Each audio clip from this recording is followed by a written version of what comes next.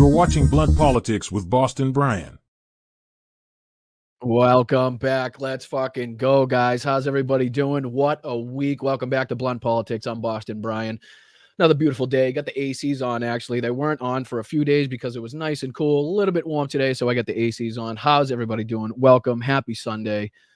What a week. What a week. I think it deserves one of these. Obama. Maybe two of them. Give me two of them. Obama. All right, good. All right, that'll do. Let's go. All right, let's bring in the chat. Say hi to everybody here first, as we do. DK, what's going on? Terpy, how are you, my friend? Thank you for your services. Kathleen, Tanya, as always, thank you for your services. MK, what's going on? PB, Karen, let's see here. Big Steph, Rob, Elizabeth, Christy, Roadkill, Spock, Jeremy, BJ, Steve, Paul. What's that say? Aaron Duran, let's go. I'll do that. I like that one. Our Mart, GJ, Tom, Mark, thank you for your services, my friend. How are you? Vixen, Leah. What's that say? Mom 72, Rita. All right, we got the whole friggin' clan here. We got the whole crew. Let's go. Is everybody as excited as I am? Is everybody as rejuvenated and as enthusiastic and passionate and joyful and optimistic as I am? Because I am just, woo.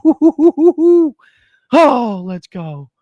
Let's go. I mean, not only did we have the DNC, right, which obviously will be the main focus of the show. It's just what a week. I laughed. I cried. I was pissed off. I was, like I said, joyful, optimistic, enthusiastic. I was just incredibly moved by the joyful reactions of the people in the crowd to some of the greatest speakers of our time. Kamala Harris coming out with one of the best speeches, in my opinion, that we've heard in a long, long time, especially at such a consequential point in our country's history. Obviously, we had Barack. Where is it? Barack. What's his last name? Yeah, that'll do. That's his last name there. Michelle Obama. We had the whole crew. It was fucking fantastic. Joe Biden. So many great speakers. We'll get to a little bit of that. Hopefully some of the highlights. We also have Ukraine still making a push inside of Russia. I mean, just at this point, we got to start talking about, do they want to slow down as to not overextend, which is just mind-blowing to have to think about. The reversal, of course, in this war in such a short period of time is unlike anything I've ever witnessed. Not only are they in Kursk Oblast, but they're making a push into Bryansk Oblast, into Belgorod Oblast, at least having strikes into Belgorod Oblast.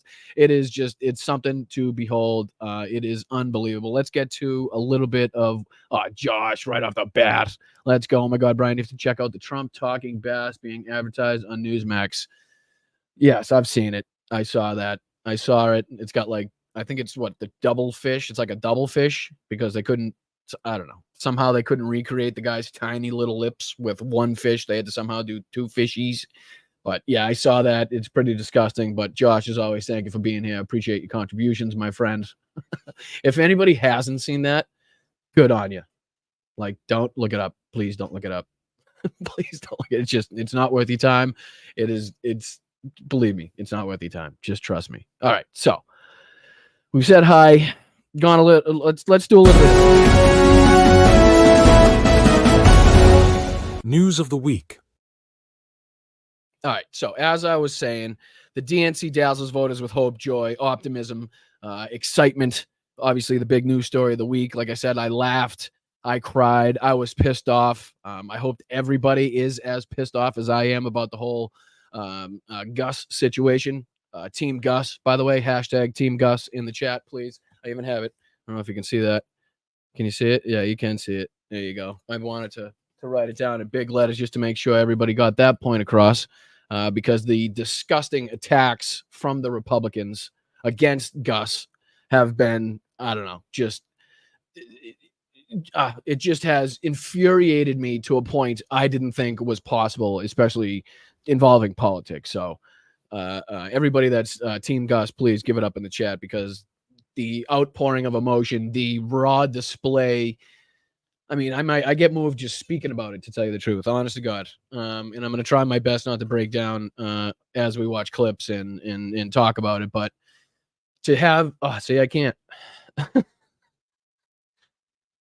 To see him get up and say, "That's my dad," was something. It really was. It was something. And then to counteract the DNC, we had Trump just completely falling it on his face again.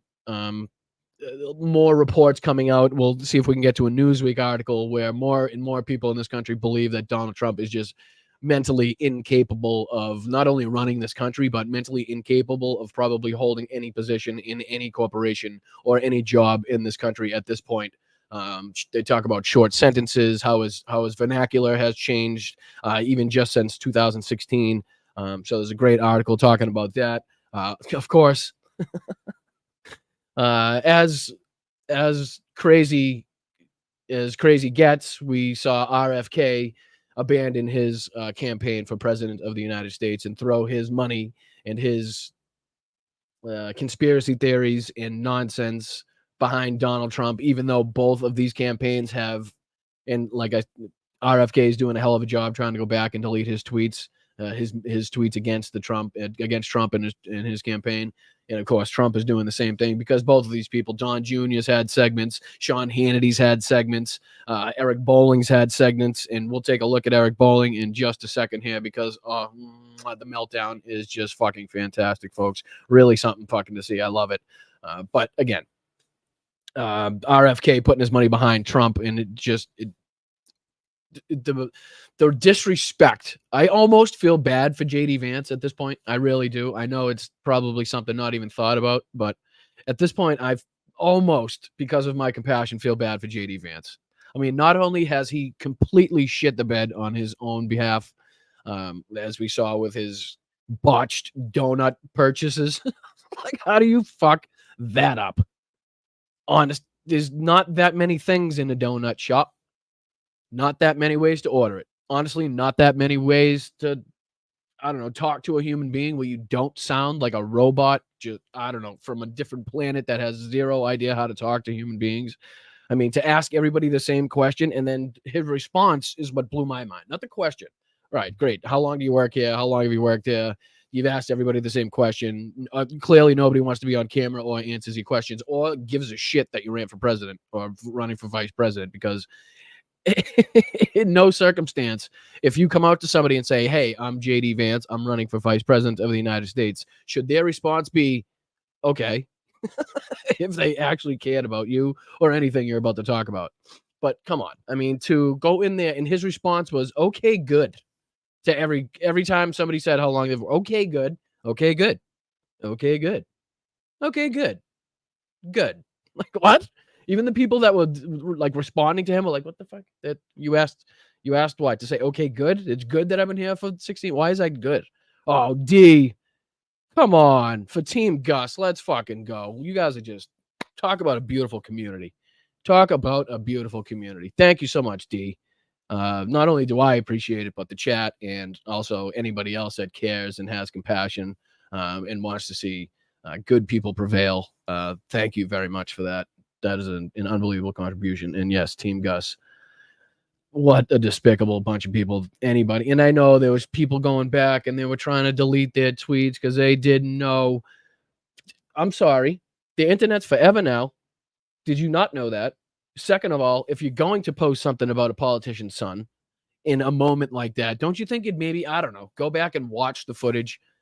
Because if you went back and watched the footage, the actual tape, the actual footage of him in the moment, it should be pretty clear to you that he has disabilities. Let's just, right? It should be clear that you should not be making fun of this beautiful human being. You should not be in any way denigrating this person or making fun of this person. It should be blatantly obvious, right? And that is not to, again, not to disrespect. I'm calling it as it is, right? So it should be pretty clear, especially to anybody that has two brain cells or two eyes, or decided to go back and actually watch what's going on or listen to what's going on, because it was said. It's been said in the at the DNC about his about the issues that him and his the challenges that him and his families face because of the disabilities. So again, don't get me started on that. I don't want to turn this into a negative episode, but to everybody, again, that is Team Gus, thank you very much. It's oh, I'm not, like I said, I'm not going to get too far into it.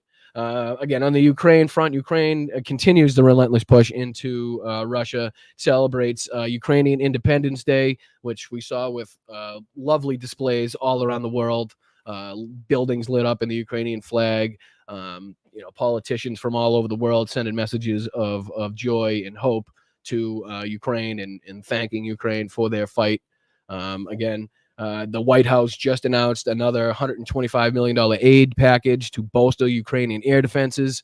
Biden, in a statement, said, quote, Russia will not prevail in this conflict. The independent people of Ukraine will prevail. The U.S., our allies, and our partners will continue to stand with them every step of the way, end quote. So good to see that not only is Ukraine pushing and continuing to push, but the United States is continuing to step up in defense of Ukrainian sovereignty, and so they can not only go on the offensive but be able to defend their homeland from obvious and expected Russian strikes. And again, the Russian strikes as that we expected, because Russia likes sending a message, they think, on holidays, days of mourning, stuff like that. So they will not have the respect for a country to, okay, say it's a holiday for these people. Like in World War II, it's amazing. You used to see on certain holidays, like you hear stories of German soldiers and Allied soldiers singing Christmas carols together, and different holidays because the fighting was stopped. In World War I, when the fighting was stopped, and Sheldon, thank you so much. 10 gifted subs. Membership, sorry. Thank you so much, Sheldon. Appreciate you. Anybody that does manage to get a membership from Sheldon, do make sure to thank him in the chat, because just a really kind thing to do. So thanks, Sheldon, for always being here, for always contributing. We do appreciate it. What's up, Semantic? How are you? What's going on? Issues Bunny? Susan? Let's go. Wes, what's up, brother? Let me see here. What's Wes got to say? They didn't, though. People said Baron. Oh, come on. No. There's another word we could use. There's other words we could use. Anyway. So the White House obviously stepping up to continue the aid to Ukraine. I think it involves air defense, batteries, ammunition, different things for defense of Kyiv and other cities. And because, like I was saying, the Russians just don't have the respect for any countries when it's a holiday. They like to strike on those moments to really send a message, to really stick it to the people of that country, whatever country it may be. In this case, it's Ukraine. So as expected, Russia did have Ukraine and Russia exchanged strikes over the night and over the last couple of days. Kyiv was hit. Let's see here.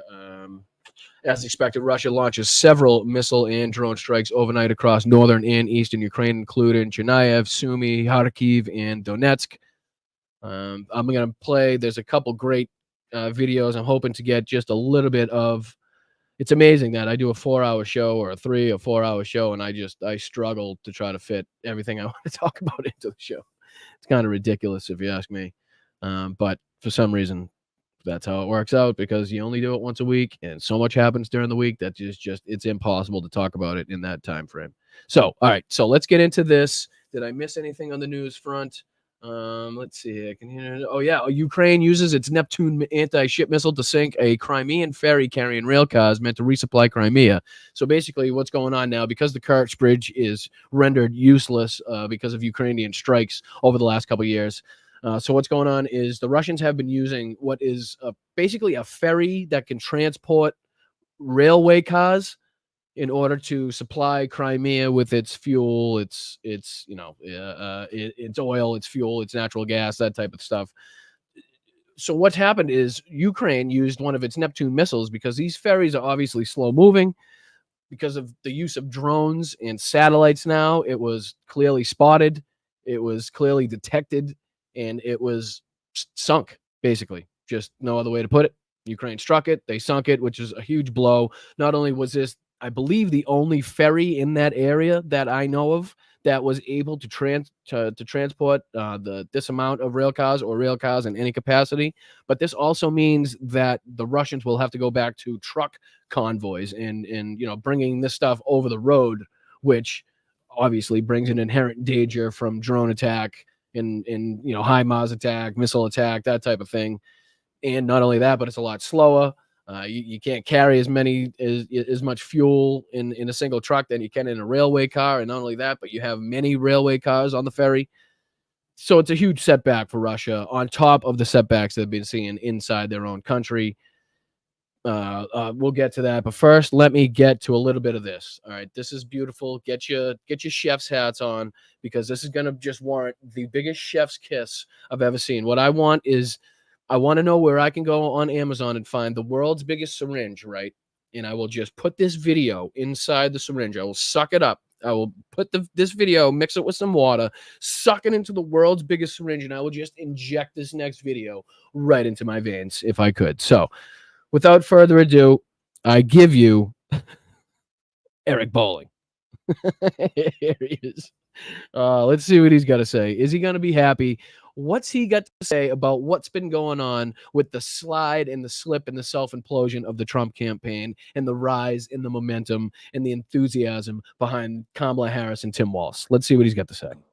Well, here's some tough love, folks. Hate to do it to you, but here's what's happening. And I warned you. I warned them. I warned Trump. I warned their senior advisors that this was going to happen. If you waited till after the DNC, which was the plan, Trump even said that when asked at a press conference at Mar-a-Lago. Now, before we get too far into this, I was not aware that Eric Bolling is no longer at Newsmax. Didn't make it into the front pages of any of the papers or magazines or websites that I go to. Somehow that was just missed by the mainstream media. I did not know that, so I just want to keep you up to date. Eric Bolling is no longer at Newsmax, so might explain some of his animosity you'll see in this video. Well, we're going to let the honeymoon go, and then we're going to wait till after the DNC to go after her. You waited too long, guys. You waited too long, Susie Wiles, Chris Lasividia. Get Corey Lewandowski in there and shake things up. That's just what you need. That's just what you need. An alleged sexual predator, we'll say. Good, just known for going in there and giving Trump anything he wants. One of the biggest yes men in Trump's atmosphere. And to see him coming back, you can pretty much see that Donald Trump is as desperate as ever. And of course, Eric Bolling wants him to have more responsibilities in the Trump campaign. So, well, you still have a chance. I'm not sure you still have a chance. We're losing. We're losing the race. Do you hear that? We're losing the race. But did you hear what he said before that? Did you hear what he said before that? Let me see if I can get it. Ready? Listen up. In there and shake things up while you still have a chance. I'm not sure you still have a chance. Do you hear that? While you still have a chance. And then under his breath, he didn't even want to finish the sentence. He says, I'm not sure you still have a chance.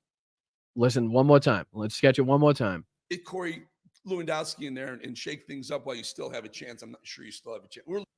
See, he didn't want to finish the sentence, but he's in his mind. Eric Bolling thinks this is maybe slipping out of reach at this point. Losing. We're losing the race. We're losing the presidency. And I said a long time ago. Oh, JD. Appreciate you. The 10 gifted. Thank you so much. Thank you very much. I appreciate that. Always being here, always contributed to the channel, always being a part of what's going on. Thank you so much. And again, anybody that does receive the gifted membership, make sure you reach out to the person that gave it to you and just say a little thanks. It's the least you could do. It's very nice of these people to come out of pocket for you guys, for the chat, to benefit the chat. So thank you so much, JD. Appreciate you. All right, back to Eric Bolling's freako. And first of all, what is up with this facial hair? What? How did I not catch that right off the bat? What the fuck is going on? Hold on. What do you call that? Oh lordy. It looks like Macho Man Randy Savage out of makeup. I don't even know. I don't know what you call that. I don't know what you call that. Trump will be the last GOP president in our lifetime. And I meant it. I said it when he was president, when he lost. Big statement from Eric. That's a big statement from Eric. The last GOP president of our lifetime. does this sound like things are going well for the Trump campaign? I said he will be the last GOP president in our lifetime, meaning if he won again, that was it, because look what has happened. The left, the Democrats have taken a He looks like a 1930s movie villain. Now, is that a green screen behind him? Oh, is that? Does he just have really like big intrusive windows that anybody walking by at any time of day can see everything he's doing inside his home, or is that just a blatant green screen? Somebody with more experience can probably tell me. I'm going with green screen to me, but I don't know. Maybe he's just dumb enough to have windows that wide open with neighbors that close. I don't know. I wouldn't put anything by him. a horrendous candidate, someone with no policy ideas, only failures under her belt, and they've redefined her. Look at this. This is the ratings, not even including. All right. So what he's showing here is, obviously he'll discuss it, but he's showing the ratings here from MSNBC, I believe Fox News, Newsmax, and let me see if I can make it a little big. I can't really see the other one. I think Newsmax is the smaller one on the left. MSNBC is on the right-hand side. And I can't see the other ones. But basically he's comparing the networks in their ratings. So let's hear what he's got to say about the ratings. Last night, the final night of the DNC, which they crushed it. Now, if you look. They crushed it. They crushed it. And even, what was her name? Dana Perino had to come out and basically concede that the DNC was not a funeral as the GOP was calling it, but it was enthusiastic, joyful, enlightening, cheerful, optimistic. I mean, there's so many words that you could use for what the DNC represented this year. I mean, I gotta say that I am myself not a huge convention person normally. I will admit, I think it's a bit corny. I think a lot of it is just hoopla basically. But this year, it did have its corny moments. I won't deny that. But overall, like I said, the passion on the people's faces, the amount of people there, the amount of creators that were there, the amount of incredible speakers that came out, their messaging, the cute kids that were there, the families, the videos about the families. Oh, it was really, really something. And I don't know. To me, it was not a normal convention in a sense of past conventions that I've seen. This was something you want to go to. This was something you would want to be there. And hopefully in 2028, it's the same thing, and I get to be there because of you guys. And I will only get to be there and have a chance to get to be there because of you guys. So thank you so much. I appreciate it. Yep. Roll call. Let's go. What's up, Jen? How are you? Here's Fox News right here. And here is MSNBC. MSNBC is beating Fox News. That's unheard of. And look at over here. Very quickly, I'll show you Newsmax. Newsmax is just not even existent. See Newsmax right over here? That's Newsmax. They're sliding every week. Newsmax is down 5 weeks in a row. Now, I don't know if that's true. I don't know if what he's saying about Newsmax is true, if he's just really like being a petulant child because he was let go. I don't know the circumstances about him not working there, so I don't know. But what he's saying is, Newsmax is losing raters, has been dropping in views for the last 5 or 6 weeks, which coincides with the momentum shift in the political atmosphere. And that MSNBC, which is overall a much smaller network compared to Fox News. And he does also admit that because, obviously the DNC is going on, so they're going to have, but what he's trying to say is even with the DNC going on, Fox News is such a huge establishment, such a big, huge platform that they should still be at least side by side with the ratings, if not, slightly below, slightly above, within margins, basically. Maybe 6 since I left. Whatever. They're still not able to grab an audience. So no one's watching Newsmax. Fox is now getting beat by MSNBC. Now, I know it's the DNC, but Fox is way bigger than MSNBC. They should never be being beat that way. So the enthusiasm level on the left right now is overwhelming. You know what? The enthusiasm level on the left right now is overwhelming. What? That deserves another one. I'll give it another one. How about this? Bing, bong, bong. Let's go. Oh, just, the turnaround, right? The turnaround that we've seen and gone through in the emotional roller coaster it's been over the last, I don't know, 6 months. God bless you if you're still with us, because it's been a ride. What else they're doing? Have you seen this? They're trying to redefine the Democrat Party. They're trying to say that the Democrats are the patriots, the party that's worried about the country. Correct.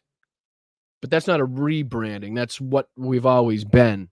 It's just that you guys tried to steal the word patriot in the act of patriotism, in the American flag and everything it represents. You guys tried to hijack that in many other colloquialisms and sayings and in banners and flags and icons and stuff like that.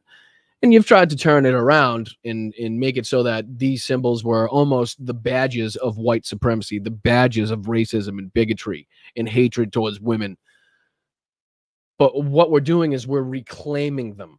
So it's not a rebranding, it's we're reclaiming these, right? So no longer do you get to say you're a patriot. No longer do you get to attack police officers on January 6th and storm the Capitol to build a fucking gallows to search for Nancy Pelosi and Mike Pence to change the outcome of a free and fair election. No longer do you get to deny the outcome of an election. No longer do you get to impede the peaceful transfer of power and then call yourself a fucking patriot. Okay? No longer do you get to mask yourself in the veil of freedom to impose on other people what you believe their lives should look like. It's not freedom for just you. It's freedom for all. It's equality. That's what we represent. That's what we fight for, and that's what we're reclaiming. So don't give me this fucking bullshit about we're rebranding ourselves. They're wearing camo hats with Kamala Harris's name on it. Camouflage, that's ours.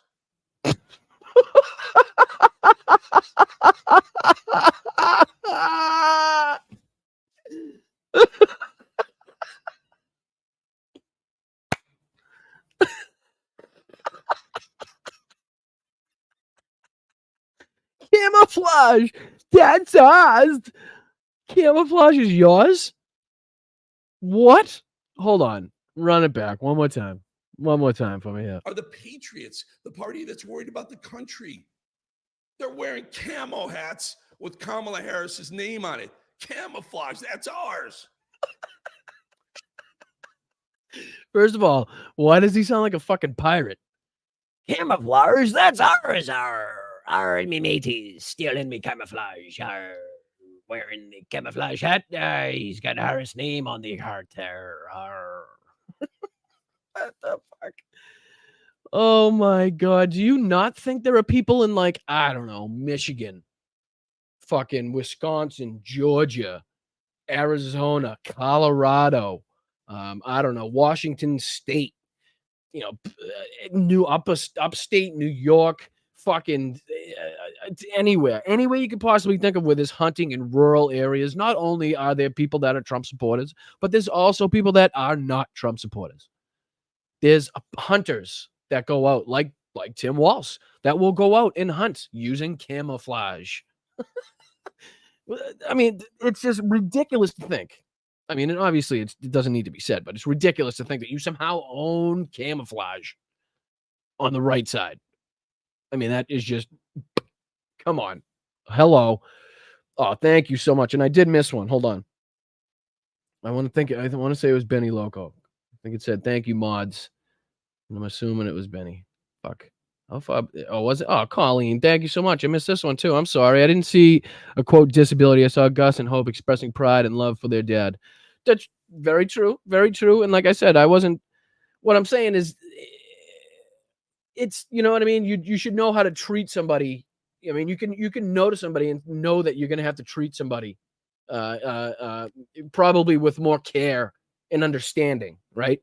So I don't think I'm wrong by saying that. But yes, I'm not saying that's what you saw. I did see the same thing you did, hope and passion and a display of affection that was heartwarming and moving more than any moment that I've seen in a long time.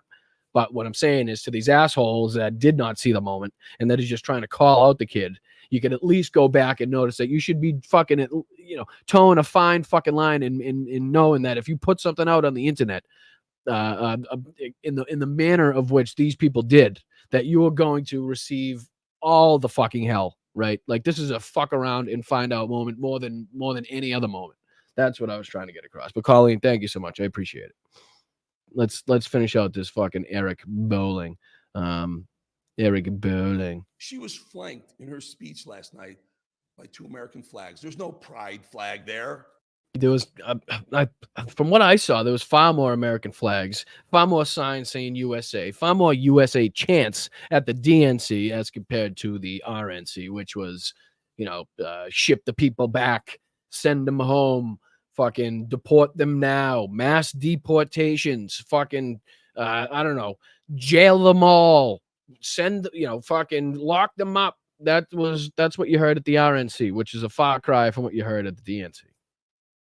They're redefining it. They're going after our independent voters, the people who are leaning right, who want to vote right to save the country, but are starting to like what they're about. They're letting them redefine. Wait a minute. Hold on. Time out. Did you see that? Did anybody catch that? Somehow the green screen managed to have a guy ride by in a bike. Watch. Check out the background. Starting to like what they're about. They're letting. So that's not a green screen. He's actually got ridiculous windows in, like, come on. That person right there could probably see whatever page on the internet this guy is looking at right now through those windows. I mean, she's right there. She's right fucking there. He's at a clubhouse, you think? I don't know. This looks residential to me. It looks like this looks like a single driveway, residential house in the back. I mean, nice area. Obviously, Eric's obviously got a couple bucks, as we say around here. But yeah, not a green screen. Fascinating. Them redefine Kamala Harris and redefine the party. We waited too long. It's not right. The camo hats. He can't get over the fucking camo hats. Thank you, Arizona. Appreciate you. We're never going back, and I am right there fucking with you. Thank you so much for your contributions. Appreciate you. Let's listen to Eric Bowling one more time. What did you just say? I'm sorry, sir. What did you say? Redefine the party. We waited too long. We waited too long. He's frustrated that, as rightly so, I would say, Donald Trump at one of his speeches said he was going to wait till after the DNC to really get an attack going, so to speak, on Kamala Harris and her policies, which really, in my mind, meant that I don't know what the fuck I'm going to say yet. So we're going to have to give me some time so I can draw up a plan here. I don't know what I'm going to say. She's pretty good on everything as far as I can tell. Plus, she's a woman, so I don't know how to deal with that. Not only that, but she does not have my skin color. She's not orange. So I am really confused on what to say. Really threw Donald Trump for a loop, this one. It really did. It's not right. The camo hats. I'm blown away. He's blown away by the camo hats. I love it.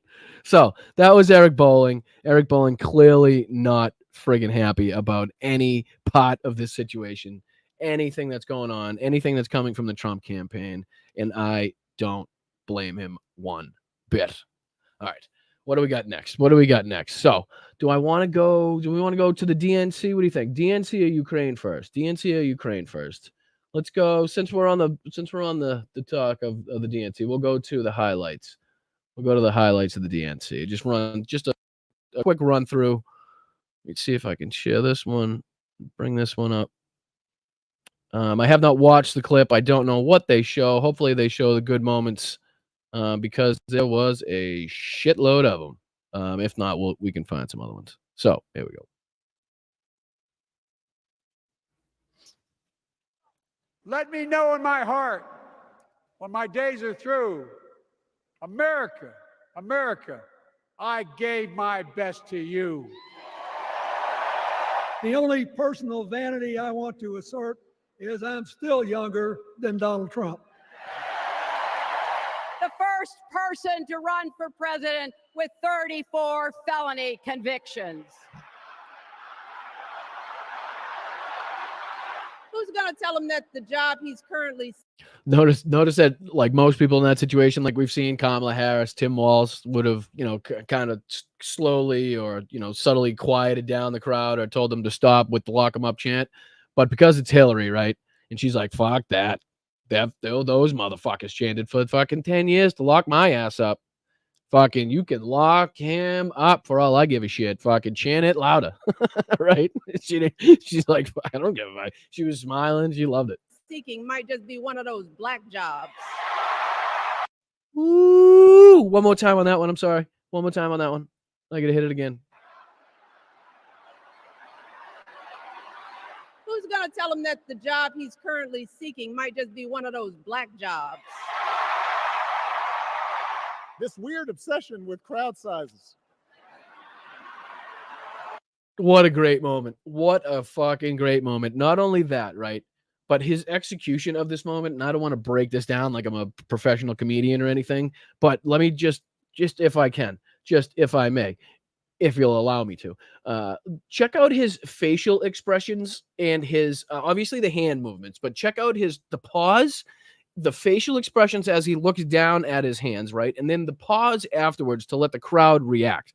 Just really, really fucking pinpoint like accuracy on this one. This weird obsession with crowd sizes. Look down. See the look down at his hands? Like it might not seem like much, but just the look down, so just to let everybody know that he's doing something. What he's doing with his hands is something that he wants you to look at, right? Is what I get from that. This weird obsession with crowd sizes. Right, and then that like afterwards, that like not the blank stare, but the like I don't even know how you describe it, but his look afterwards too just really, really brought it home. And then he lets the crowd react.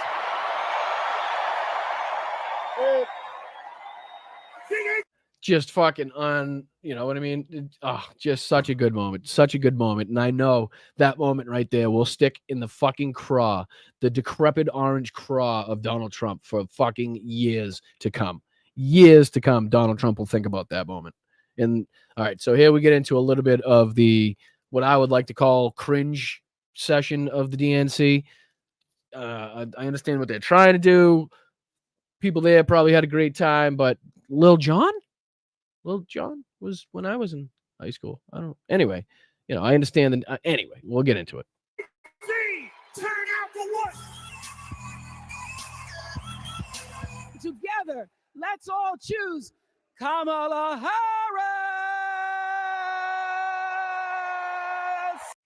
You get a president. You get a female president. You get a female president. You get a female president. Let's go. Let's fucking go, Oprah. As soon as our kids started calling her Mamala. Oh, now talk about a teary moment. The video they played, was it just? Yes, it was. It was a video of Doug's son talking. Oh my God, what a great video that was. You guys saw that one? You got just unbelievable. And then, like Doug was saying, he came out and his son was trying his best not to have him do the speech, which obviously meant he was going to be too emotional, is what he was talking about. But just fantastic moment where it seemed like everybody that came out wanted to greet their family in a way you never see Republicans do. Do you know what I mean? Like, I almost made an entire video about the reception of Barack and Michelle Obama, like the cheers that they both got. And then when Michelle was exiting the stage and Barack was coming out, the love and affection you saw them have in the embrace that they had is just, you have never, ever, ever seen Donald Trump have an embrace like that or a moment like that with any one of his mistresses. Let's just say it was truly something special because it's such a stark contrast to, again, what we see from Republicans and how they talk about their wives and their girlfriends and daughters. And it was something to behold. It really was. I knew we'd be okay. Hope, Gus, and Gwen, you are my entire world, and I love you.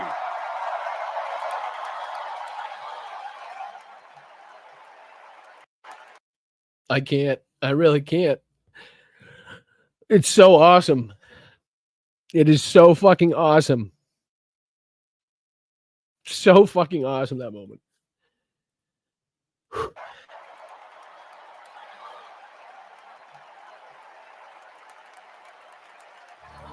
That's my dad.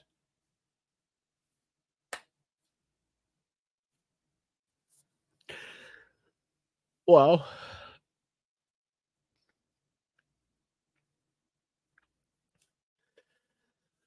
Well, I almost held it together. Almost held it together. I was so close to holding that one together. So fucking close. I can't. Gus, you get me every time, brother. You get me every fucking time, Gussie boy. That was just the raw emotion. Unbelievable.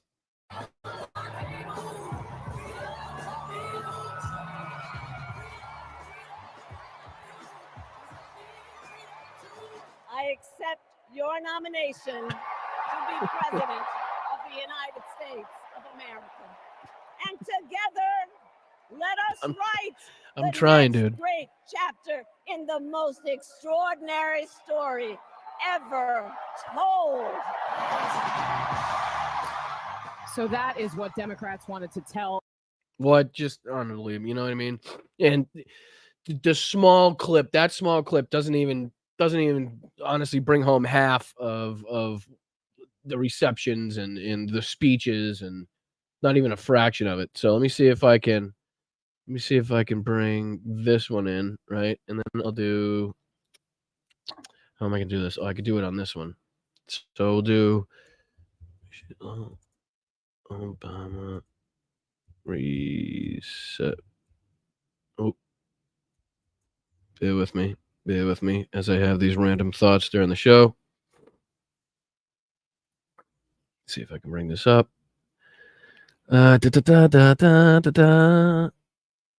want the beginning is what I want. Let me see if this gives me what I want. Please welcome former First Lady Michelle Obama. All right, listen to this fucking crowd, please. And tell me this is not one of the most energetic, one of the most enthusiastic, joyful, I don't know, just look at the faces on these people, right? Watching this. And that's what struck me a lot about this, the DNC this year was, you know, it wasn't just people talking to each other while other people were speaking and you know, people just kind of milling around. I mean, these people were fucking engaged the whole time, dancing. And I mean, it was different. It was different. But check out this, and I'll make it even bigger, but check this shit out, will you please?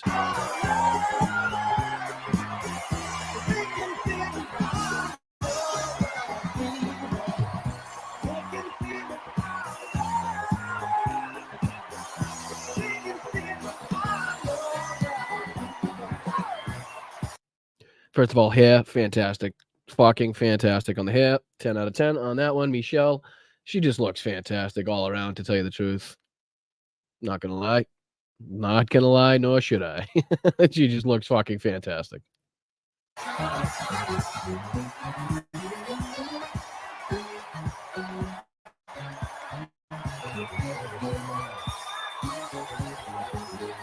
Look at these people. Thank you, guys.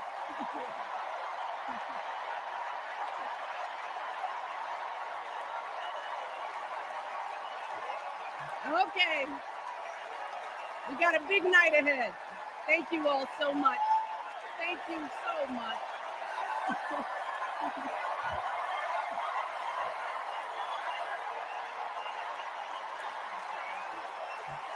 Look at them, dude. Holy shit. Getting the feels again. I'm in them. Okay. Hey. Hello, Chicago. Yeah. All right. Something I mean, come on, people, right? Jesus Christ. And I'm doing my best to hold it together here, and I'm failing fucking miserably, and I don't have nothing to wipe my face with. So I do apologize about that. If you just listen to this, I am a mess at the moment. A mess already. An absolute fucking mess. So thank you, LWD. Brian, she says, I'm sorry, I didn't mean to get into that, but Brian, I respect and love your passion for life, humanity, democracy, all around goodness. Much love to you and the family from us at the farm. Thank you, LWD. I appreciate it. I appreciate it very much. I appreciate you noticing. I appreciate you breaking it up, and I appreciate your contributions. But again, anybody listening, I'm a mess. But again, it even continues. Something wonderfully magical is in the air, isn't it? Yeah. Such a perfect way to describe the situation there. Like, just something you can't really put your finger on. You can't really explain what's happening, nor do you know where it's going to go, but you know there's just something in the air that you're seeing in the eyes of other people. I mean, look at this guy. Come on. When do you ever get that excited, that passionate about politics ever, right? Come on. The faces on these people shows is you in the everything. air, isn't it? Yeah. You know, we're feeling it here in this arena, but it's spreading all across this country we love. A familiar feeling that's been buried too deep for far too long. You know what I'm talking about. It's the contagious power of hope.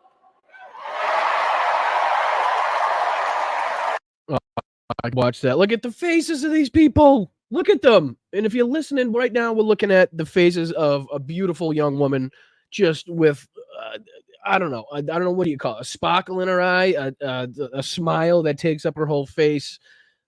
She's just happy. You can tell she's just happy to be there listening to Michelle Obama, right? I mean, look at that. It gets me every time. I'm sorry. And now I'll let her go for a little bit, but I want to show you the same thing. I want to show you the embrace, right? And I had absolutely none of this planned. Like I said, it happens every week. I have a fucking whole book written down of shit that I want to get through, and it changes the second we go live. So anyways, I think it's going well. I want to see if I can get Barack's entrance. The anticipation, the energy, the exhilaration of once again being on the cusp of a brighter day. The chance to vanquish the demons of fear, division, and hate that have consumed us and continue pursuing the unfinished promise of this great nation, the dream that our parents and grandparents fought and died and sacrificed for. America, hope is making a comeback.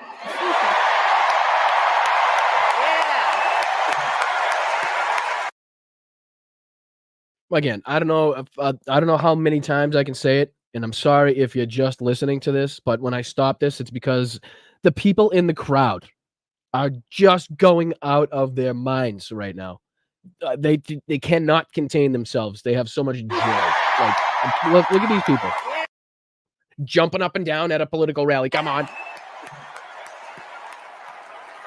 Look at that lady was just overcome with emotions, as much of us have been. Just watching this back, I get him. Just watching this back.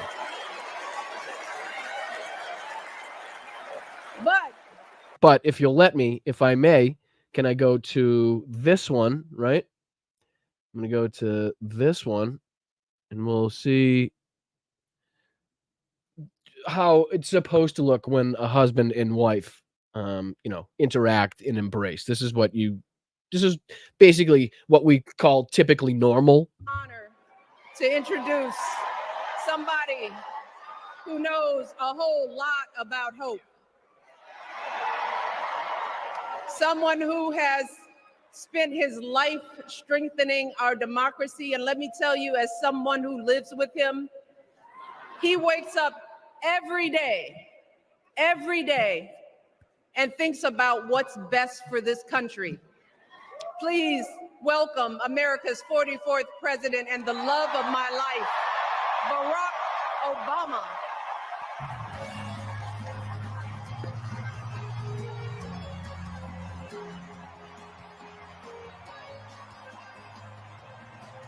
Oh, come on now. Come on now.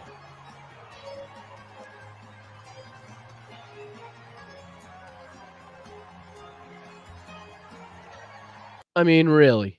And again, for people that are just listening or watching, is Michelle exiting the stage and embracing Barack as he comes onto the stage with just the most loving and passionate. I don't know. I don't even know how really you'd explain it. Just the complete opposite of what you'd see from the Republicans in power today, and prominent Republicans, or I'm not going to wrap them all up in one blanket, but you know what the fuck I'm talking about. And the way they speak, like they actually spoke to each other. Was speaking.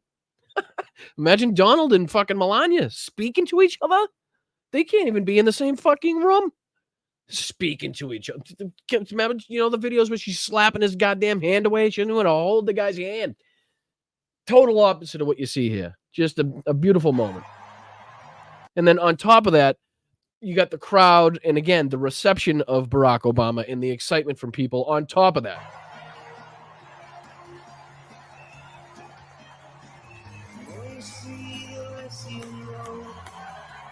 Hello, Chicago. Listen, Altar Boy, like I said in my comment, if there's anything any of us can do, if whatever you need, just throw me an email. If there's any way we can help, just talking, whatever it is, you just let us know and we'll be here for you, buddy. I appreciate it.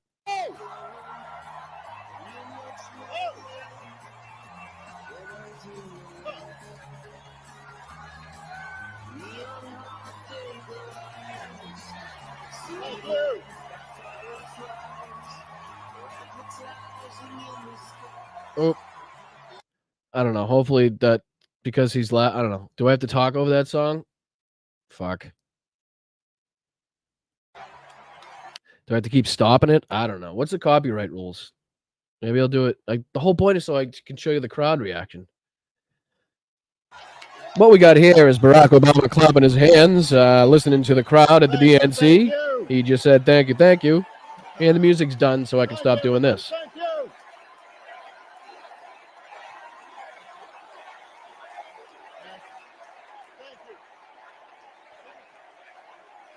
All right. That's enough.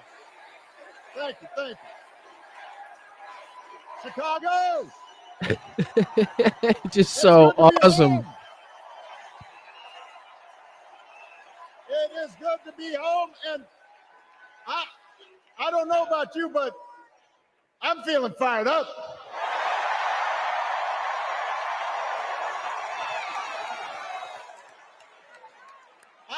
I am feeling ready to go. What's up, Phil from Cambridge? What's up, brother? How you doing over there? Harvard grad. Can't remember the last time I saw Harvard. It's been a while. Been a while since I've been over there. Thank you again, Slacks. Let's go. Love you and Brian and Mel. Love to all my fellow Briantologists. Let's fucking go, Slacks. Much appreciated, brother. Much appreciated. Again, I'm falling apart over here, but again, hope, optimism, joy is in the air, and just the reception Barack Obama got, and Michelle Obama. It's very, very fucking special. And the embrace, I wanted to show the embrace because for me, that really stood out as something contrasting, again, the other side, as we call them, with just a clear opposition, clear detachment from what we see in the actions towards women coming from the other side.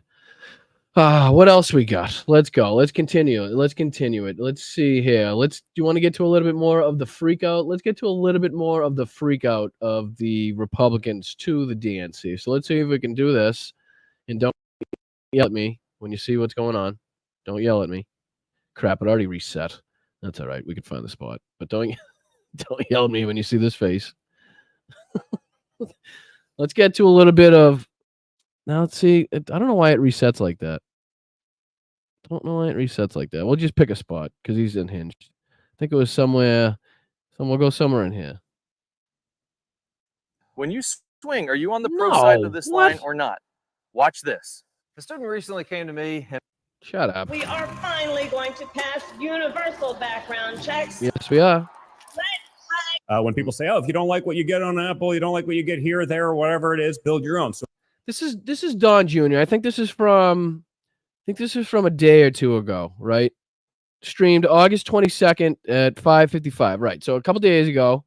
What is it? What's that? Streamed on August 20th. No, that's the Rumble one. When is this? Oh, 2 days ago. So this one's from 2 days ago. Let's see his reaction to the DNC disaster and the American Marxist madness, plus interview with David Limbaugh. Triggered episode 167. Wednesday, Tuesday, Sunday. So we actually do. Your guys' support would be greatly appreciated. So that's MXM News. You can get it, on Apple. You can get it on, Google Play. Oh, shut the fuck up. Oh, what happened? Where'd it go? I tell him to shut up and he leaves me. I think it's right here. Educate yourself how you can hedge against the ridiculousness of the world. Protect yourself. Educate yourself. Look, Kamala Harris really is. They're telling you she's some hardened prosecutor, but in fact, she was named the most hardened. No. She was a prosecutor. Have you seen any of the videos? Have you seen any of the videos of her going at people and them not having a very good time? I'm telling you. Go back and watch a little bit of Kamala's prosecutor, Kamala's son. I mean, these people weren't having fun. These people weren't having fun going against. And like Doug says, you cannot lie to Kamala Harris because she will eat you alive and spit you out in 2 seconds. She just knows because she's a good prosecutor. Liberal prosecutor in all of California. Correct. State Attorney General as well. Thank you so much, Cosmic Rose. Appreciate you.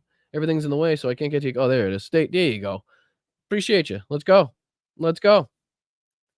More than enough credentials to take these motherfuckers down. Oh, that's not what I want to play. I want to play this one. She was also named the most liberal senator in the United States Senate in 2019. And she even expunged the criminal record of several illegal immigrant drug dealers. Just got rid of it like it never happened. I mean, come on, these are great people.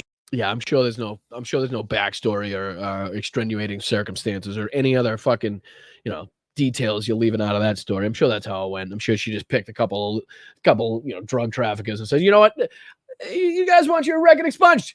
Who wants their record expunged? Who's the fucking worst guy in here? Who's killed the most people? You? Okay, how many do you kill? 30? All right. Do you want your whole record expunged? Yeah, you can just, I'll unlock the door. You walk the fuck out. Don't have to tell you. Like, does anybody believe that's what happened? Come on. People, we want them in our streets, I guess, according to Democrats and Kamala Harris. But it turns out that Kamala doesn't just want... Kamala, did you not watch the DNC? They had fucking 12-year-old and 7-year-old girls out there that knew how to say her name, taught you how to say her name. How do you... Oh, you know what? It's just that good. It's just that good. I'm sorry. It's so much better than Don Jr. So much better than Don Jr. So I'm going to pull it up for everybody to see. All right, stop. All right, hold on. Stop it. I'm going to share this instead. And I'm going to go down we're going to go down the lane of cuteness, as I like to call it. The lane of cuteness. It's come to my attention that there are some folks who struggle or pretend to struggle with the proper pronunciation of our future president's name. So, hear me out. Confusion is understandable. Disrespect is not. So tonight, we are going to help everyone get it right. Here to help me are some very special guests. Excuse me, I try to get Instagram going again. Thank you, ladies. Can you tell us your names? Hello, everybody. My name is Amara. And my name is Leela, her little sister. And oh, come on. What are you here to do? To teach you how to say your auntie's name. Okay. So how do you pronounce it? First you say comma like a comma in a sentence. Then you say la like la la la la la. Put it together and it's 1, 2, 3. Kamala. All right, so let's practice. Everybody over here, say comma. Sorry, I was getting Instagram up again, but come on. How fucking cute is this, dude? You kidding me? Come on. Like the beginning, like a comma in a sentence. Let me see if I can get back to it. Like Put it together. Nope. Then you say This one. first you say comma like a comma in a sentence. Oh my god, it gets me every time. Like a comma in a sentence. Just the way she says, it's fucking unreal. Then you say la like la la la la la. Put it together, and it's 1, 2, 3, Kamala. All right, so we shouldn't have a problem from here on out, Donnie Disaster Jr. Because these little girls can say it, so should you. So should you. To defund the police. She doesn't want any police at all. Well, on the issue of militarization of police, I have a long-standing record saying we need to demilitarize police, and we really need to get to a point where communities, frankly, don't need a law enforcement response to what's happening in their communities because they are safe communities.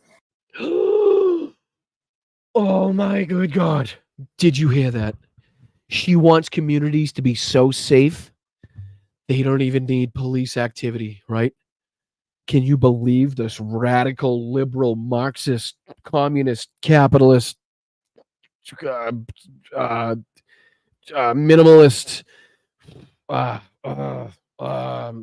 sexist? No, I don't know.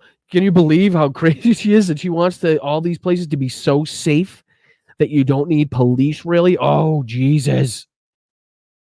Did you guys catch that? I did. I did. She said, and I quote, "We really need to get to a point where communities, frankly, don't need a law enforcement response to what's happening in their communities." End of quote. Nope. Not end of quote. Not end of quote. If you want, we can go back and listen again, because that was not the end of her quote.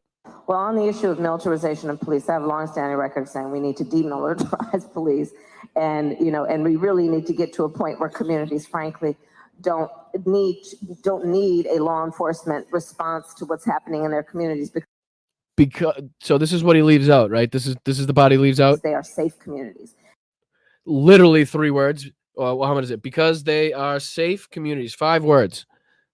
Literally, so you know how. All right, this is how.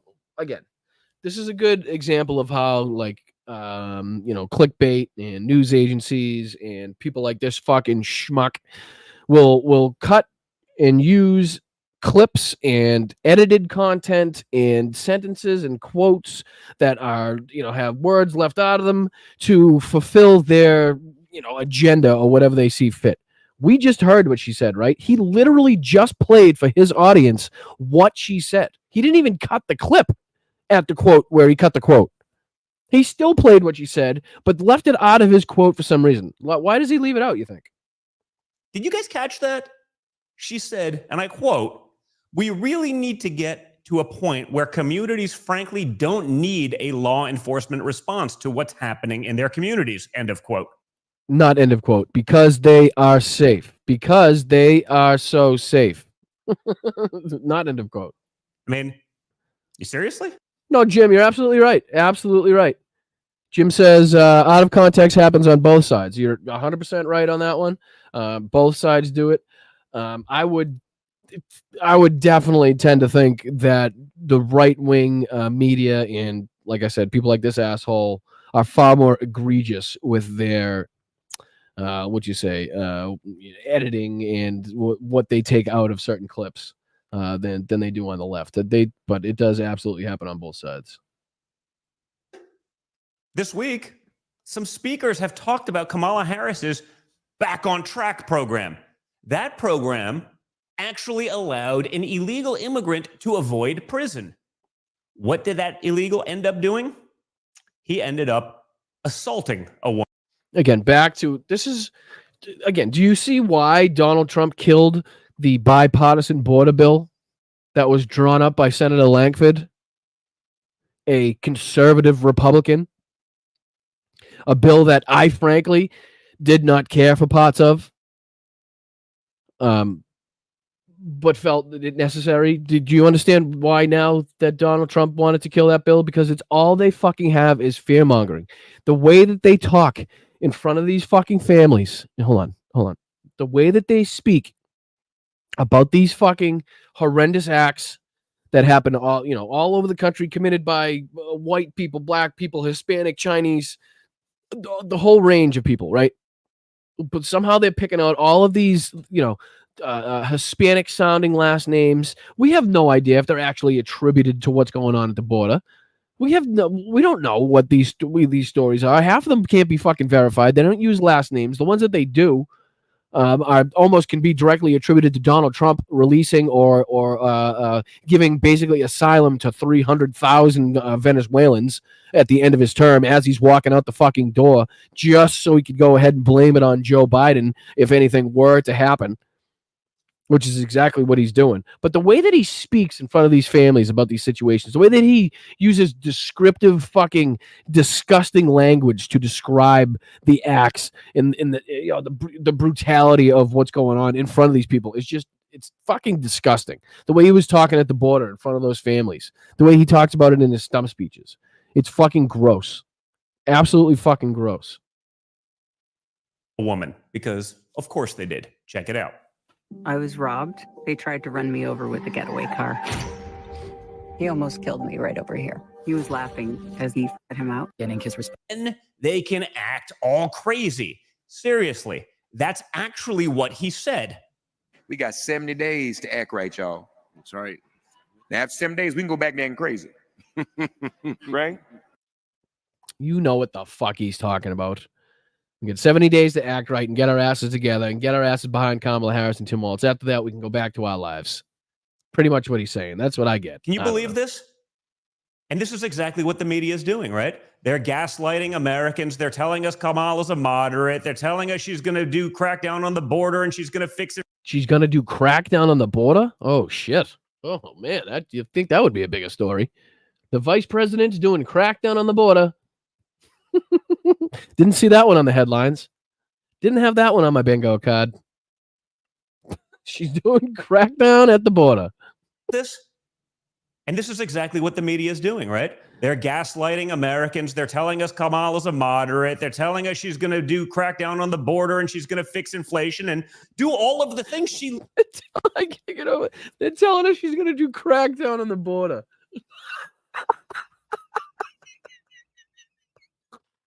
Oh, that's fantastic. That's fucking fantastic. Literally could have been doing for the last 3.5, 3 3/4 years, but didn't, because they have no intention of ever doing any of those things. They're trying to act normal to win the Midwest vote and get people that would never otherwise vote for Kamala Harris to... Kamala Harris, for fuck's sakes. We even have people on our side that can't do it. And I know I've mentioned that before, and it's fucking infuriating to me. It really is infuriating to me. Some people catch it. Some people don't catch it. It's Kamala Harris. It's fucking Kamala Harris. It's Kamala Harris. Kamala Harris. Kamala Harris. It's fucking Kamala fucking Harris. To believe that she's going to be normal, but she's not. And they're saying it out loud. Don't fall for it.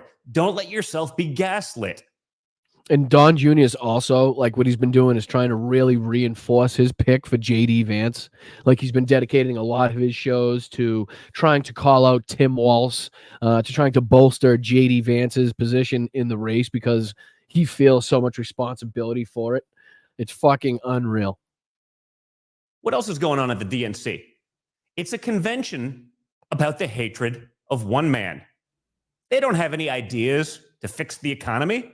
They don't even address the problems. During the first night of the DNC, for example, they said the word Trump 147 times. It's about 200 times not enough, if you ask me. But strangely enough, they said inflation just 3 times. Has anybody ever seen Inglourious Bastards? Let me take a quick... Can I take a quick sidetrack here? Sidetrack to talk to you guys? Did anybody catch what he just did? I'm curious. I'm curious if anybody caught what he just did. I am very curious if anybody caught what I'm catching right now.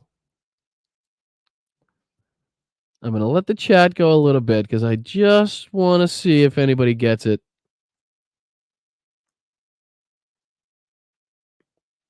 I was typing, play it again. I missed it. All right.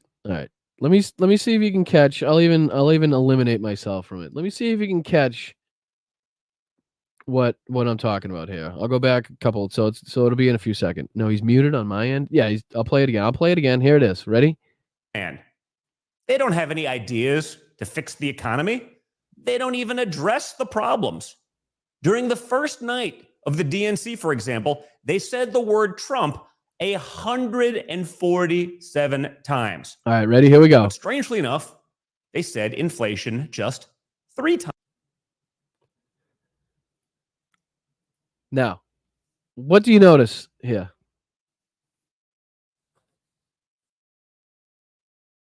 Right? What do we notice here? Oh, Peter's on it. Pete is on it. I don't know if I can put that in the screen. I'll put it on the screen for a second. Pete is on it. Oh, there we go, Leah. Leah's on it. So the way that he's holding his fingers, right? If anybody has seen the movie Inglourious Bastards, we're in the basement, right? And he's sitting there with the SS officer, and he orders the drinks, right?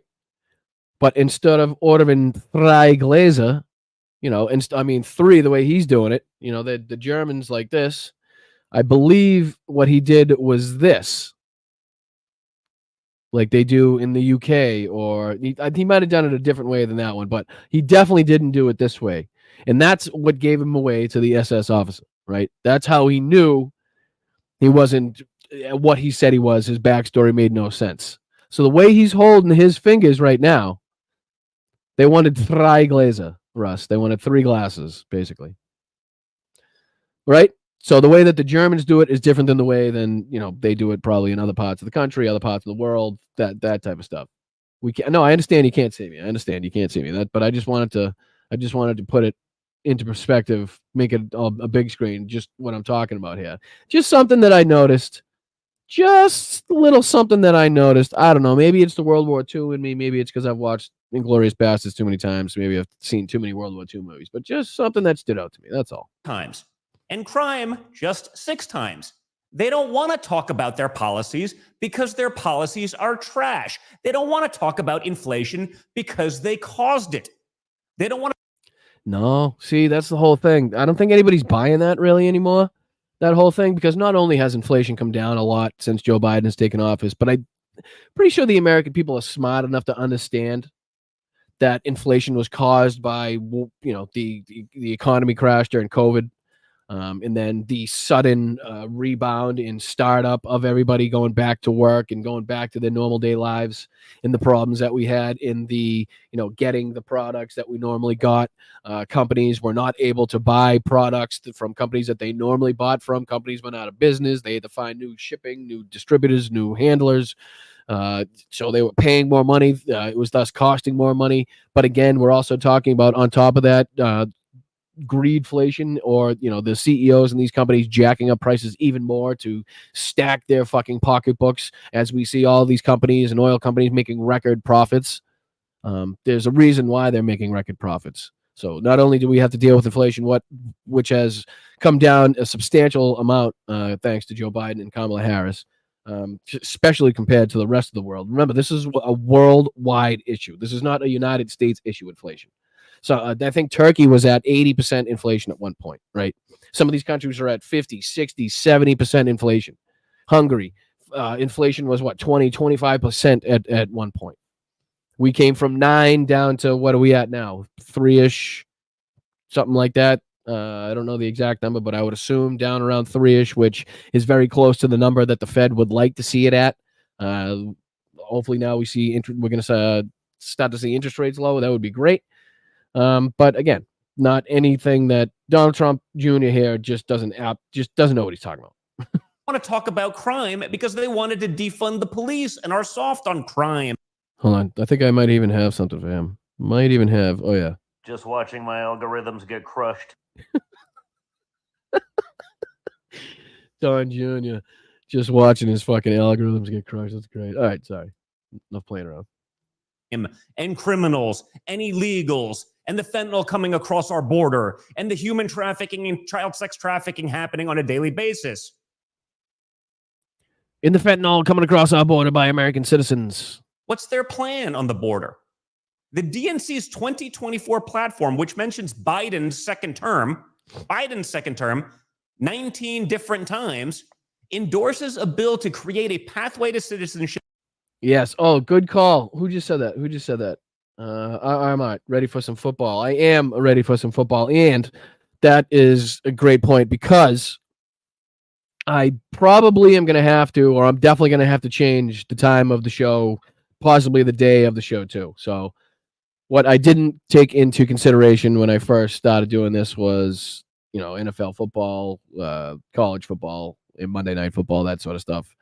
So I know a lot of you will be entertained and occupied by that. So I'm going to have to figure out a different plan. I'm going to have to figure out a different time and a different night where we could do this that works for everybody. I am not 100% sure what I'm going to do yet or what day I'm going to pick or what time it's going to be. But obviously you guys will be the first to know. But thank you for bringing that up. I do appreciate you for bringing that. And yes, I am ready for some fucking football. Don't think we're going to be that great, but what are you going to do? I just love football in general. Yeah, no problem. Absolutely. You guys will be the first to know. I'm nothing without you guys. So if you guys don't know where I am, nobody does. All right. So a couple more minutes of this schmuck on muck, and then we'll get into something else. For the millions of illegal aliens in the country today. Their comprehensive immigration plan is to open the floodgates to millions and give them all access to Social Security and Medicare. Those systems are already struggling. They're almost broken. They want to now add millions who've never paid into those systems onto the roster. What do you think that does for you? What do you think that does for the future benefits you are actually entitled to receive? Let's just say it's not good, folks. But when they try to make a difference between Kamala Harris and Joe Biden, even the... Sorry, this one's for the chat. I saw it in the chat. Hopefully this is the right one. Oh, I lost it. Oh, no, I didn't. Let's see if this is the right one. This is for the chat. Come on, load. Yeah, it's successful. Now, where is it? Oh, here it is. Ready?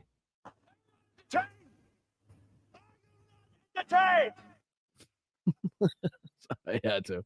I had to do that. Even though she's part of this administration, even though this administration's own press secretary said there is no light between Joe Biden and Kamala Harris on the issues, they're trying to tell Joe Biden.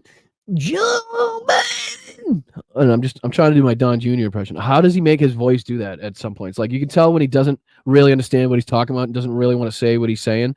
He does that like, where he talks from like the back of his throat. Joe Biden.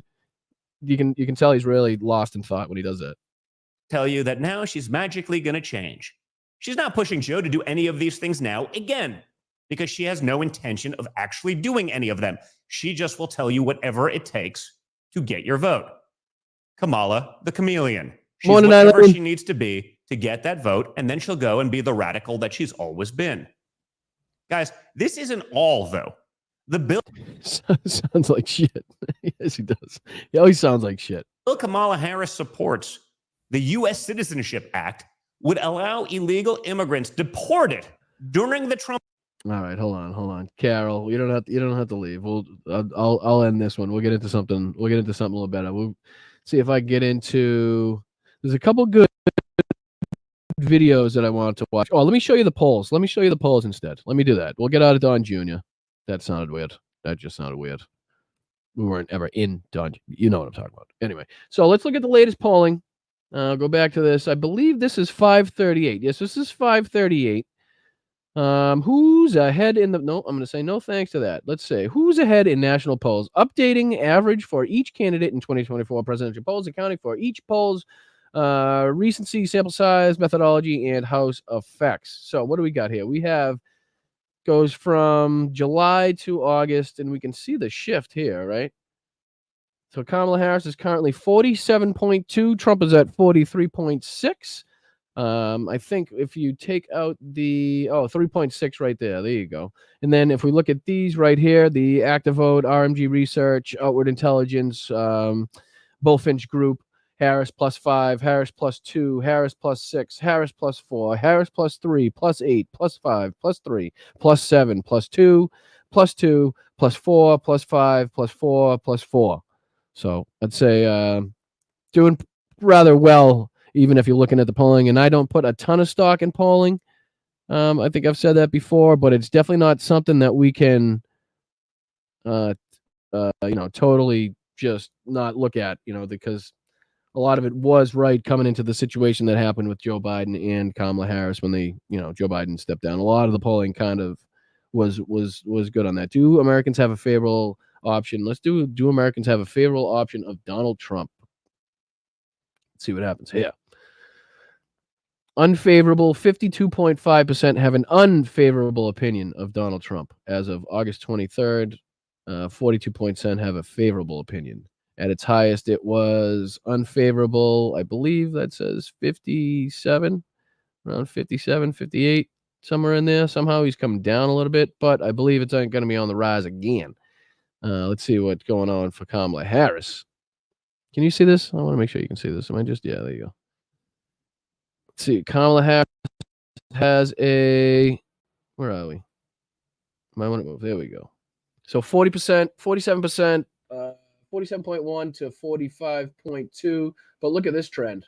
Look at this trend right here. The downward from, where is it? It's 0.53 all the way down to 47 right now. I also heard on the radio that Kamala Harris is up roughly 60 points with African-American voters.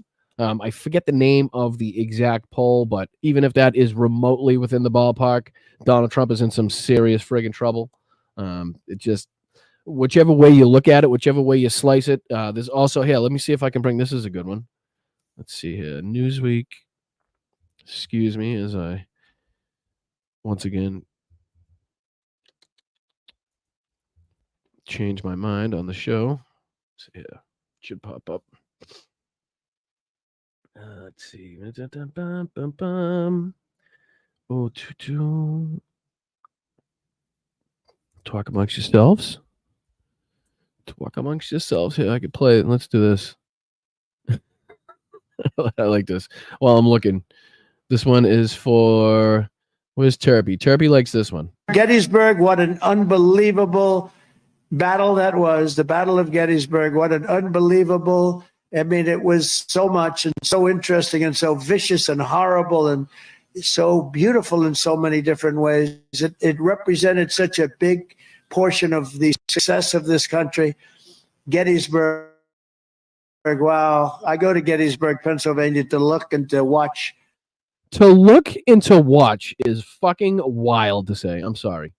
I go to Gettysburg to look and to watch. All right, so here's a Newsweek article. Most older voters in one state think Trump has very poor health, right? So this, I believe, is coming from Vermont, if I'm not mistaken. Older voters in Vermont, the Democratic stronghold, think former President Donald Trump is in very poor health, according to a new poll. The poll conducted in the University of New Hampshire found that 61% of voters aged 65 and older in the state think that Trump's physical and mental fitness are, quote, very poor. That is compared to 58% of respondents aged 50 to 64, and 40% of those 35 to 49. The 18 to 35-year-old age group were the least likely to say Trump's health is in very poor health, with only 37%. So even 37% of them said Trump was in poor health. Overall, 50% of the 934 respondents said Trump's physical and mental fitness were very poor. Let's see here. In Vermont, Democratic presidential candidate has won in every White House race since 92. The poll showed Vice President Kamala Harris up 41.70% to 29 in the state. Let's see here. The poll, this is what Stephen Chung had to say. Quote, the poll is false and skews Democrat, and quote, Stephen Chung, Trump communications director, told Newsweek, the truth is that President Trump has more energy and more stamina than anyone in politics. The Democrats and Kamala Harris are the ones who are sick because all the hurt they have caused this country. From skyrocketing inflation and out of control border and crime decimating American cities, there is only one person who can bring our country back to prominence, President Donald J. Trump. Has more energy and stamina than anyone in politics. The guy doesn't exercise and lives off fucking McDonald's. How much energy and stamina can the man have? Something is going on in that man's body, in his brain, in his mind. Something's happening as a result of years of just, even though he doesn't drink, he probably would have been better off drinking and smoking. Let's fucking face it. You know what I mean? The guy decided not to drink and smoke so he could not fucking exercise and eat cheeseburgers. Great. Trump's 78 had spent much of his campaign targeting President Joe Biden over his age and cognitive ability, calling him a, quote, brain-dead zombie, end quote, and, quote, sleepy Joe, end quote. The 81-year-old ended his re-election campaign on July. Yeah, we know that one. Meanwhile, speaking to Stat this week, experts in memory, psychology, and linguistics noted a decline in the former president's verbal. This is what I want to show you. This is what I want to show you right here.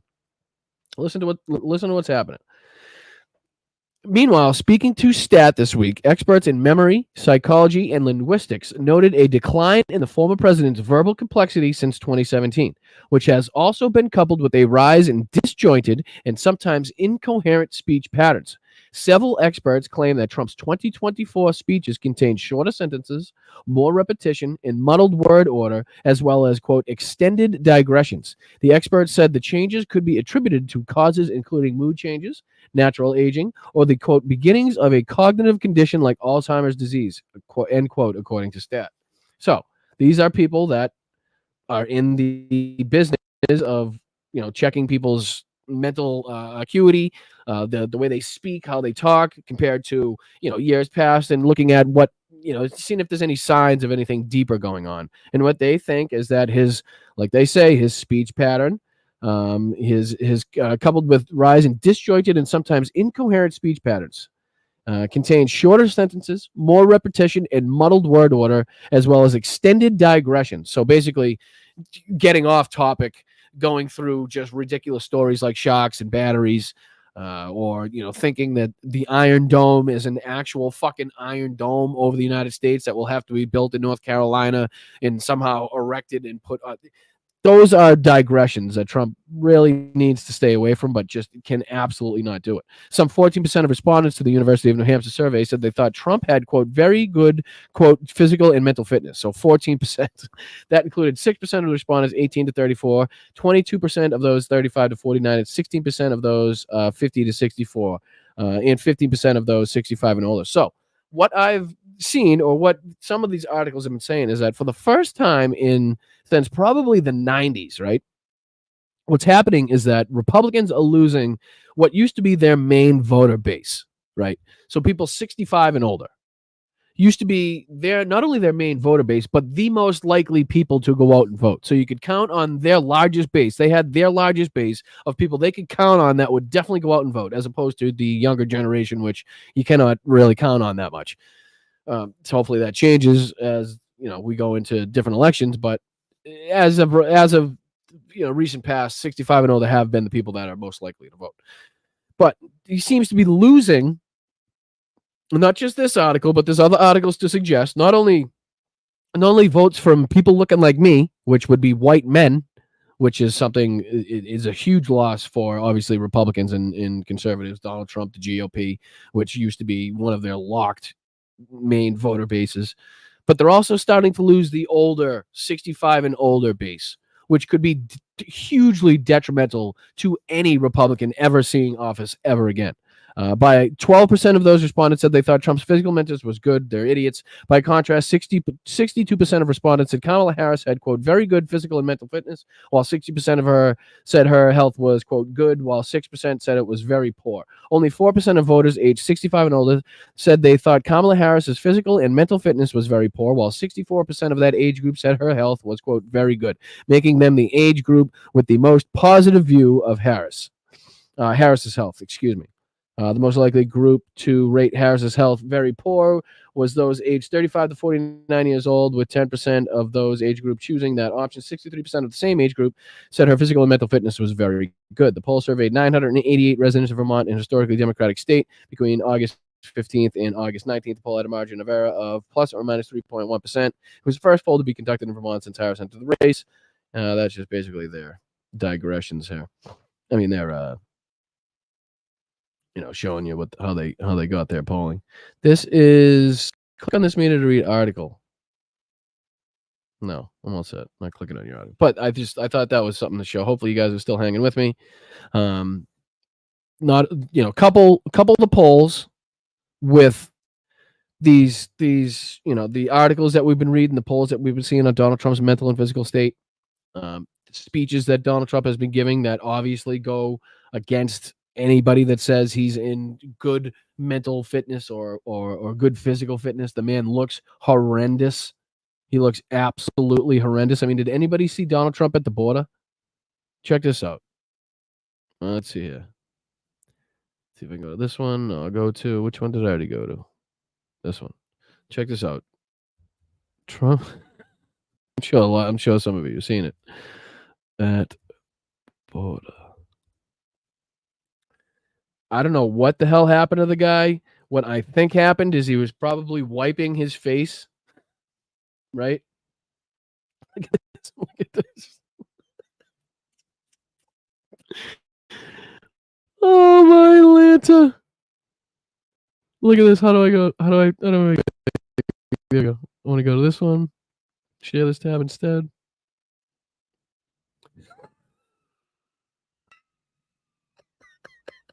Look at him. Hold on. Can you see it? Yeah, you can. Look at him.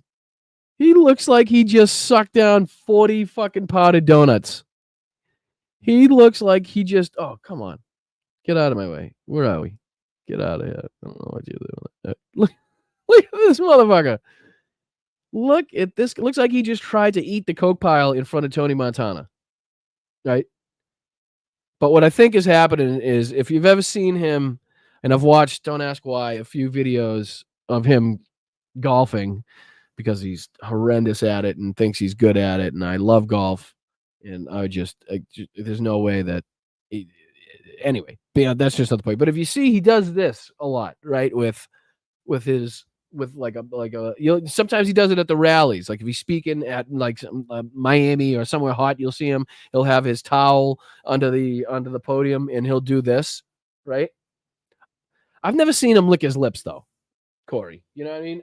I'm just if he had a problem licking his lips, and if I've ever seen him lick his lips a ton of times, I would say yeah, it was probably licking his lips. But I mean, that's a far fucking circle around his mouth. I don't even know if his tongue could reach that far. I'm definitely thinking it's more of a doing this, trying to wipe the sweat off and taking off his makeup or spray tan or whatever the fuck it is. I think that's what's going on. That's my call on that one at least. But he looks fucking terrible. He looks absolutely terrible. He's a dried up mango. That's hilarious. But yeah, that's what I think. I think it's a little bit of this because he tries to get the sweat off his brow. He tries to get like his chin area. That's just my guess. Who the fuck knows? Maybe they just missed a couple spots on purpose, for all I know. But he looks absolutely horrendous. That is just not a man that looks like he's in good physical condition. To me, anyway. Not that I'm a doctor. Not that I'm a doctor. All right, so let's get rid of that one. See what this one is. We can get rid of that one. What's this one? We can get rid of that one. I already did. So now let's see. I guess we'll head into Ukraine. I think we'll get into the Ukraine. Right.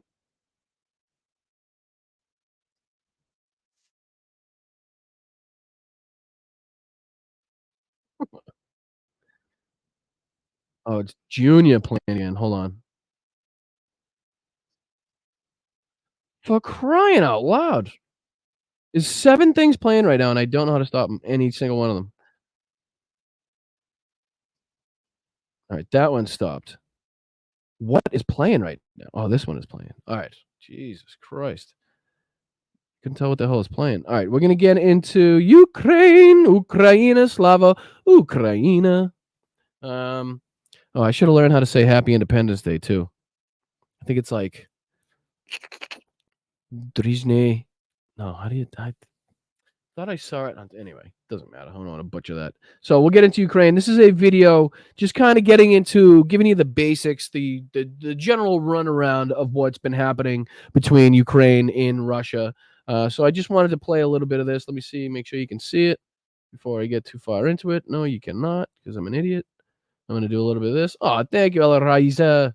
Alorasia? Alorasia? That's a very pretty name. Thank you very much for becoming a member. Hello, Russia. Am I saying that right? I like it. If I'm saying it right, I like it. All right, let's get into this one. This is oh, what's gonna happen here is I gotta do this. I gotta do this. And then my computer takes a second, and then I do this one. And I think you'll find this much a little more to your liking than Donald Trump Jr. We will have to, unfortunately, get into a little bit of Donald Trump's speech. The couple parts of that I'm dying to show you guys, but we'll get to that at the end. Let's get into what's been happening inside of Russia, what the Ukrainian army, the military's been doing, what it means for Russia, and what we can look for next. All right, let's see if this guy gives us any further details. It was a gamble unlike any that we've seen so far in the Ukraine war. On August 6th, Ukraine sent a small contingent of soldiers into the Russian region of Kursk. Hold on, I just want to make sure I give this guy credit. So this is the Military Show channel. Got 1 million subscribers on YouTube. This has about 1.15 million views just from a day ago, 19,000 likes. So again, this is the Military Show. So I don't know if I have to give credit to, but content comes from the Military Show on YouTube, which is clearly a great channel. Very informative, and easy to understand too. A lot of these channels you find are unbelievable, but they're a little too technical for, I don't know, say people that aren't involved, don't study war or don't know exactly what's going on, the patterns of the military or the equipment they're using. This seems to do a good job. Early reports suggested that anywhere between 300 and 1,000 soldiers had crossed the border, having broken through the poorly defended Russian fortifications on the front lines to make the journey. Since then, Ukraine has kept pushing. Its soldiers continue to move through Kursk, with some even making their way to Belgorod, and the entire complexion of the Ukraine war has changed. I mean, just in that sentence alone, just think of hearing that the Ukrainian military on the way to Belgorod. What? Like, just unreal shit.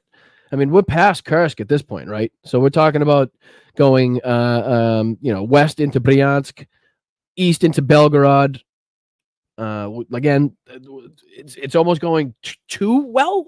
Is that a thing? Too well? Like, you don't want to overextend yourself. You want to make sure that you can still be resupplied. You can still get your soldiers in and out. They can still be rotated. You don't want to overextend and leave yourself with, a salient that can be surrounded and cut off. But at this point, they seem to be fucking moving and trucking along, baby. For the first time, Russia is being forced to defend itself on its own territory, a situation that seemed unfathomable in February 2022, when the entire world was shaken by President Vladimir Putin and his special military operation. Ever since that Kursk invasion, there's been a key question circulating. Are the captions okay for people? I wanted to put the captions on because I know, I just want to be aware of everybody in the chat. Some people that may have a harder time than others. I want to accommodate everybody. Circulating in the media and among Ukraine's allies. Why? Ukraine's capture of Russian territory in Kursk isn't so much about holding Russian land as it is about changing Russia's entire approach to the war. After all, it's forced Putin to pull. So this gives, I'm sorry to keep stopping it, but this gives a good insight to what we haven't really heard so far, what the strategic objective of the Ukrainian military might be. That type of thing. So this gives obviously not definitive answers, but good insight to what possibly could be going on. Troops out of vital areas in Ukraine to defend Russia, which is a situation that will only benefit Ukraine as the war takes its next dramatic turn. But before we get into Russia and Putin's decision to pull his units out of Ukraine, let's dig a little deeper into what's happening in Kursk right now. In an interview with the BBC on August 13th, a Ukrainian soldier named Tomasz explained some of what happened on August 6th. "We had orders to come here, but we didn't know what they meant," he said while drinking. Sounds to me like the secrecy of this mission was, it's almost not comparable to anything that has happened so far strategically in this war, because not the soldiers themselves didn't know the objective. I'm not saying they don't now, but at this moment in time, this is the 6th. This interview was given just shortly after the incursion. They weren't really sure what they were doing, and they were surprised at how fucking easy it was. Drinking coffee at a gas station inside Kursk. Drinking coffee at a gas station inside Kursk. Think of that sentence. A Ukrainian soldier giving an interview, drinking coffee at a fucking gas station inside of Russia. What has happened? Orders were surprisingly simple. The evening of August 6th saw a small contingent of Ukrainian troops cross the border between Ukraine and Russia, entering the region of Kursk. Since then, the Ukrainians have advanced rapidly. Those early incursions saw it seize 28 settlements as This is a huge part of it. Keep your ears open on this part. Look at this. Listen to what they've seized so far, and what a huge part that plays in the Russian economy. Confirmed by Russia's Ministry of Defense, as well as the Sudza gas metering station, owned Sudzha. So the Sudzha gas metering station, owned by Gazprom. Where have we heard Gazprom before? Right, Russia's biggest entity. Listen. By Gazprom, which is Russia's largest energy supplier. That station transmits Russian natural gas to the rest of Europe. To the rest of Europe. To the rest of Europe. Let me just say that again. To the rest of Europe. It's a key part of the country's European energy infrastructure, and now it's under Ukrainian control. Though, as Gazprom itself claims, the emerging satellite imagery of damage to the station doesn't mean that Ukraine has destroyed it. Yet. We suppressed the enemy's means of communication and again, these are the words of Tomasz, the Ukrainian soldier. Surveillance in advance to clear the way, continued Tomasz, who remarked that the entire operation was far simpler than he would have thought. Far simpler than he would have thought. Basically, we walked over the fucking border. The Russians had no idea it was coming, and they were unable to stop it. And still to this day, to this fucking moment that we're speaking, have been unable to put together some sort of counterattack to this incursion. At least an effective one. Those comments have been echoed in photos and video footage that have started emerging on the Telegram social media platform in the days since the initial invasion. One such video shows a soldier who claims that months of planning went into the operation, with its goal being to force Russia to move troops to other parts of the front lines.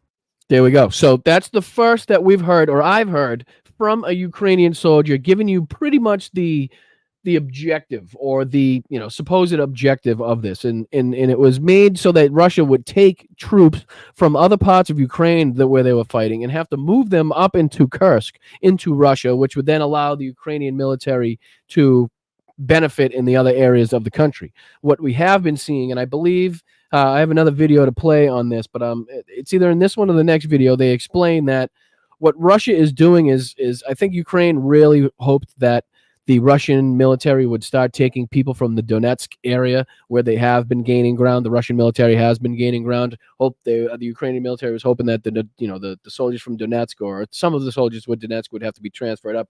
But what I think Russia is doing is transferring its soldiers from farther south, so almost the Crimea region, but leaving their soldiers intact in Donetsk. We'll see if that continues. Obviously, that depends on how successful the Ukrainians continue to be. The element of surprise worked, claims the soldier in the clip. We entered easily with little resistance.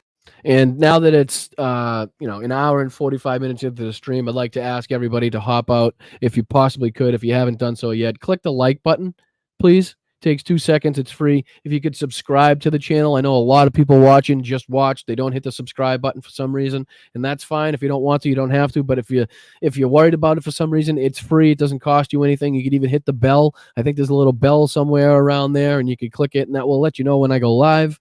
I would really, really appreciate it if you just do the free stuff. That is really, really important to the channel. Share it out to whatever social media you may have. That would be really, really cool. I suck at talking about this stuff now that it's, like I said, 2 hours into the stream and I'm just now saying it. There's also a join button if you want to become a channel member. You can do it for $2 a month. $2 a month.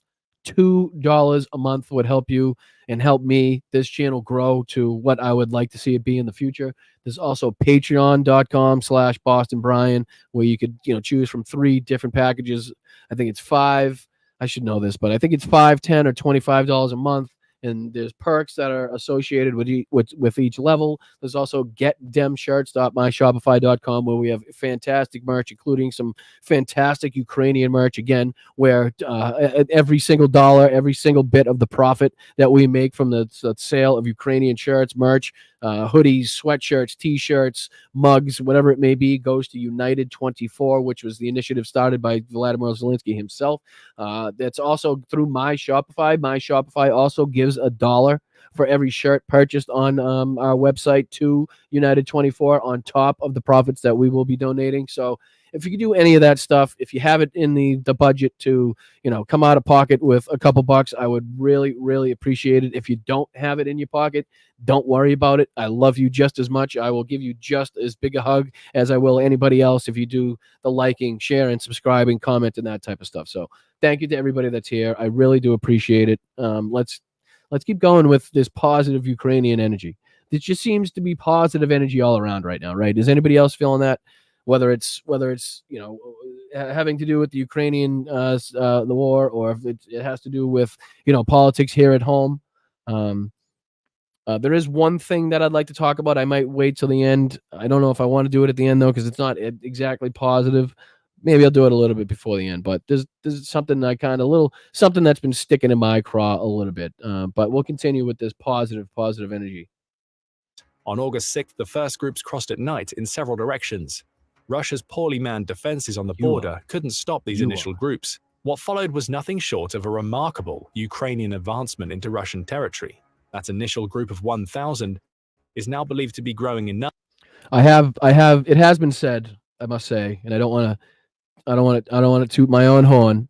But it has been said that I give maybe some of the best hugs around. Just saying. Not something to brag about, I know, but it has been said. It's more. I give the best. You've never seen hugs like this, right? These hugs are on a level we have never seen before. These hugs are just on something you've never seen before. The reports are starting to conflict one another. On August 13th, the BBC noted that Ukraine's President Zelenskyy is now claiming that that's another thing we're going to get to. We could be here. I have mods, and I do apologize if I do go over today. I always go over. I really don't have a set time, and I apologize, but there's a lot I want to get to. We also have a video from Volodymyr Zelenskyy himself, which is a hugely important video that I want to play. I think, that is the next one I'll do. That's the next one I'll do. So let's just get through a little bit more of this, and then we'll keep going. Ukraine holds 74 settlements in Kursk. Russia's defense ministry hasn't commented since its initial confirmation that 28 settlements had been overrun, meaning there's little reason to doubt Ukraine's claims. Whatever the case may be, it doesn't change the fact that Ukraine now controls villages and towns inside Russian territory. It's a sharp humiliation for Putin that also changes the entire complexion of the war. Ukraine is also claiming that it now controls about 386 square miles of Russian territory in Kursk, though the BBC says that is a disputed claim. The Institute for the Study of War, for example, says that while Ukrainian soldiers may be spread out that far, it's unlikely that the entire region is under the Ukrainian army's complete control. What is more certain? All right, so that dispute, let me play it back. I was fooling with the chat. I apologize. But that dispute here, I think, is an important one. I think what people are thinking is that, the territory that is being held and overrun by the Ukrainian military, we do look at it as a map. So if you look at the map, it's basically all blue, right? If you can up to where they've stretched out. What the BBC and I believe this gentleman is saying is that it's not that the Ukrainian military holds and is, just has, what I mean? They're not in complete control of the entire region. If that makes any sense. Are they in the regions? Have they made it, far out west and east? Yes, absolutely. Do they have, soldier stations within the regions? Absolutely. But they're not in full control of the region yet. You know what I mean? Hey, Carl, what's up, brother? Good to see you, man. I'll have to watch it later. I'm at a friend's house helping him to install an alarm system. Hi, Mel. I will tell Mel you said hi. I hope you have a great time with your friend. Don't zap yourself. I think there's only 2 wires, so that shouldn't be that hard. I think. I don't know. Never done it before. Only seen it in the movies. But Carl, appreciate you, brother. Hope you have a great day, buddy. Thank you. Unlikely that the entire region is under the Ukrainian army's complete control. What is more certain is that Russian civilians are fleeing Kursk in droves. The BBC said, what the hell? You guys are really on top of Trumpy Trout today, huh? Are you dying to see it that much? Yes, Birdie. I have seen it, and I don't even, you know what I mean? They should, what he's going to have next, I think he's going to have a gold sneaker that combines Trumpy Trout and a gold sneaker. So you'll have Trumpy Trout on your sneakers as you're walking. You know what I mean? You could have the Trumpy trout right on the front, almost like clown shoes, but with Trumpy trout, I think. That type of thing. Oop, new member. Thank you, Alice. Alice Crystal Palace. Let's go. I've recognized that name from a long time ago. You've been here for a while. I appreciate you, Alice. I really do. Not only that, but it's my mom's name, so extra points. Extra points. Says that 121,000 have left their homes so far, many on their way to Moscow to escape the war that's coming to their doorstep. Further 180,000 have been told they need to leave, meaning Ukraine's invasion has forced the temporary displacement of nearly 200,000 Russian civilians. Nearly 200,000 Russian civilians have been displaced, right? All heading towards Moscow. Now, what's that going to do to Moscow? We all know, or if you don't know, inherently Moscovites, as they call them in Russia, do not typically like or have a favorable opinion of people that live outside of Moscow. So it's going to be very interesting to see how they coincide and get along. In the space of a week, Moscow is preparing to welcome as many of those people as possible, having set up 400 shelters across the country that will serve as makeshift homes for up to 30,000 evacuees. Now let's do that math. Does that math? Or if you're in the UK, maths? Why? What's with the S? What is with the S on math in the UK? Can somebody explain that to me? Somebody's got to explain that one to me. Why is it maths? Why is it plural? Even when they speak about it in the singular? I don't understand. Anyway, side note, don't let me get sidetracked on that one. But does that math? So they have shelters for 30,000, but 200,000 are displaced. So 170,000 Russian citizens are going to have no place to go. Is that what you're telling me? I think that's what you're telling me. But it's clear that the scale of the escape from Kursk is growing beyond Moscow's control. It barely has enough shelters to handle a sixth of the people who've been displaced so far. All of this implies that the Kursk offensive has been extremely successful so far. But that success doesn't answer the question we posed at the beginning of the video. Why did Ukraine choose to launch its invasion now? It's not about taking... Is Moscow getting droned? I have not seen... Let's see here. I have not seen any attacks. I think that would be super, super risky at this moment in time, especially where they're seeing success, in and around Kursk and Bryansk and in Belgorod. Let's see here. Moscow. I could be wrong. Let me see here. Dozens injured overnight as Russian attacks Ukraine. No, Moscow and Kiev swap prisoner swaps. That's a news story we could talk about. War in Ukraine, secret attacks. Russia says Ukraine launches one of its drone. Oh, here we go. 3 days ago. I do stand corrected. Russia says Ukraine launches one of its largest drone attacks on Moscow. Russia launched one of its... Hold on, let me see. I'll share this tab instead so you can see it. Let me make sure you can see it. Thank you, Kelly. I did not see this. I think I've been following the stuff in Kursk and Bryansk. Just this one. Russia says Ukraine launched one of its largest drone attacks on Moscow. No, I don't want $15 back. How do I get rid of that one? Thank you. Ukraine launched one of its largest drone attacks on Moscow with 45 drones intercepted across multiple regions, causing flight disruptions. Where's the rest of the article? That's it? Is that it? Oh, okay. Yeah, good article. That was good. Thanks, USA Today. Fucking hugely informative on that one. No, I don't want fingerprints or anything. Stop it. What happened? Is that really all they give?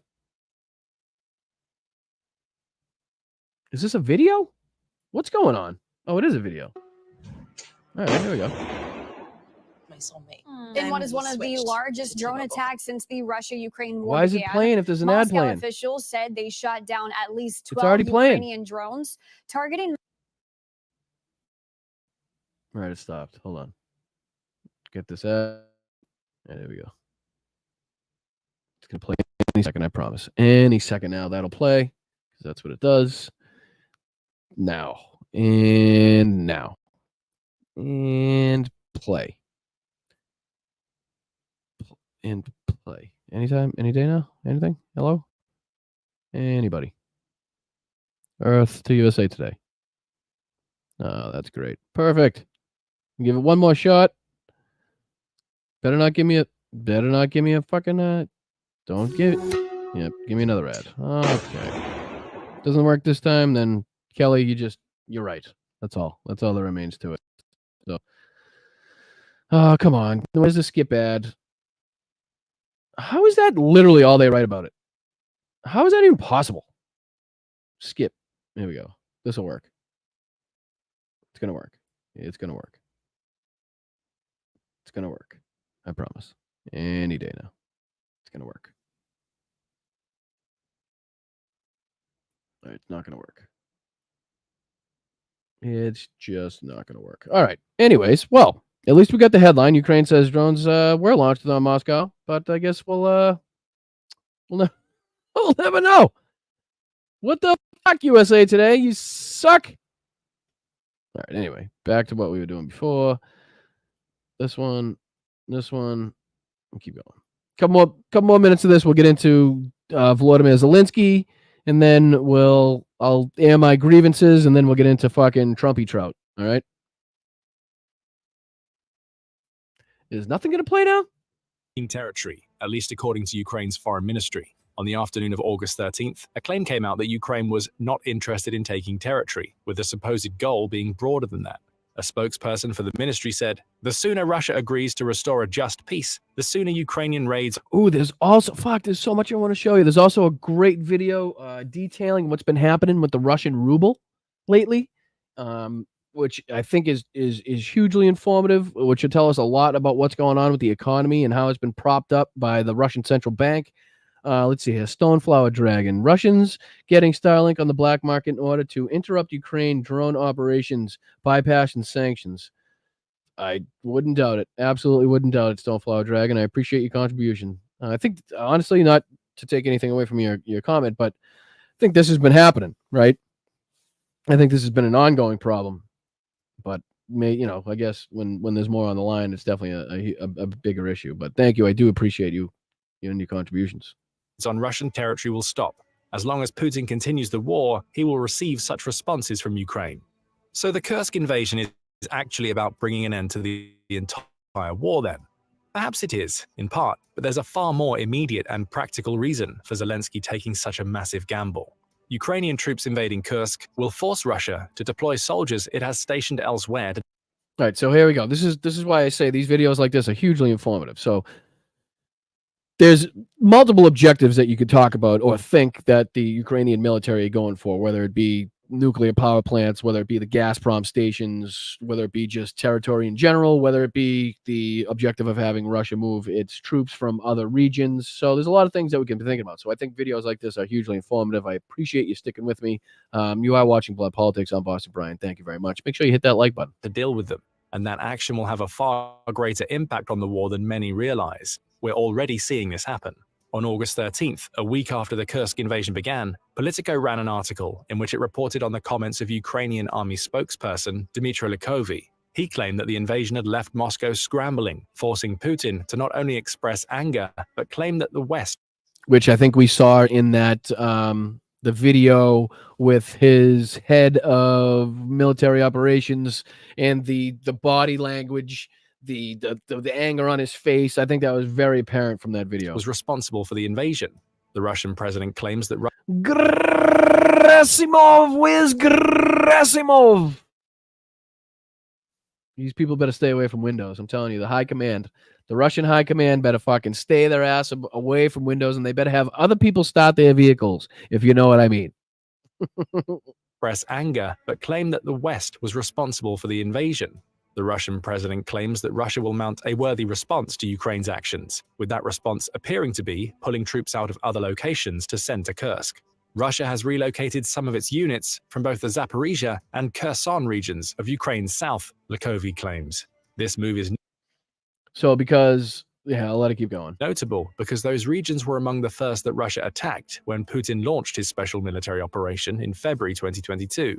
Kherson, in particular, was a major early victory for Russia. So basically, because what I believe the Russian military or the Russian high command of Putin is thinking in his mind, because he's having some success in the Donetsk area, he's going to pull troops from other areas and possibly allow, like I said, the the military construct, the military structure in and around Donetsk to stay in place as long as possible, at least.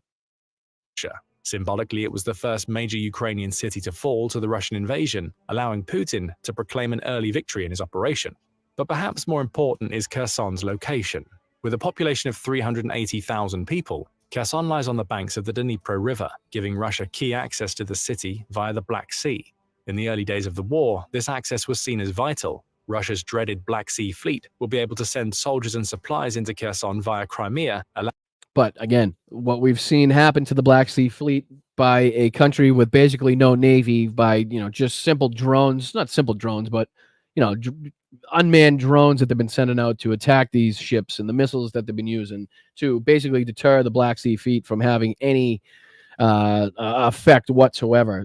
Russia is basically too scared now to use the Black Sea fleet in the way that they were using before, allowing Putin to reinforce his armies in South Ukraine. Of course, we now know that the war hasn't played out quite like that, with Ukraine managing to use missiles and drone strikes to take out a third of the Black Sea fleet. That part of the fleet wasn't rendered completely useless, but Russia is far warier about using it now than it was when it first took Kherson. Still, this proximity to Crimea is important to both sides. For Russia, it's due to the logistical advantages, and for Ukraine, because Kherson acts as a sort of gateway to the annexed territory. Crimea has been under Russian control since 2014, with taking back Crimea being a key objective for Ukraine in the war. Kherson is important in that, as Dr. Marina Miron, who researches defense studies at the King's College London, explains, recapturing it would pave the way to reconquering Crimea, which Ukraine aims to do in this war. Back to the city's importance, Kherson offers access to the Dnipro River, a waterway that runs right into the center of Ukraine. Again, that river could serve as a major supply line for Russia as it advances closer to Kyiv from the south. Why does any of this matter in the context of Kursk? Russia removing troops from Kherson means that it's prioritizing the protection of its own territory over the retaking of important territory in Ukraine. It weakens the assaults Russia can carry out on a key Ukrainian city, and one that Russia controlled in the early months of the war, allowing Ukraine to refortify Kherson so it becomes much harder for Russia to retake. All right, so I think we get the gist of this. Let's go into, see if I can get into what Volodymyr Zelenskyy had to say here. This is right on his website. Let's see if I can make this bigger for you guys. This video, let me just, before we get into this, this video, it pulls at your heartstrings a little bit, but it's very, let's say, optimistic. It's informative. It's a very well done, very well produced video, this one.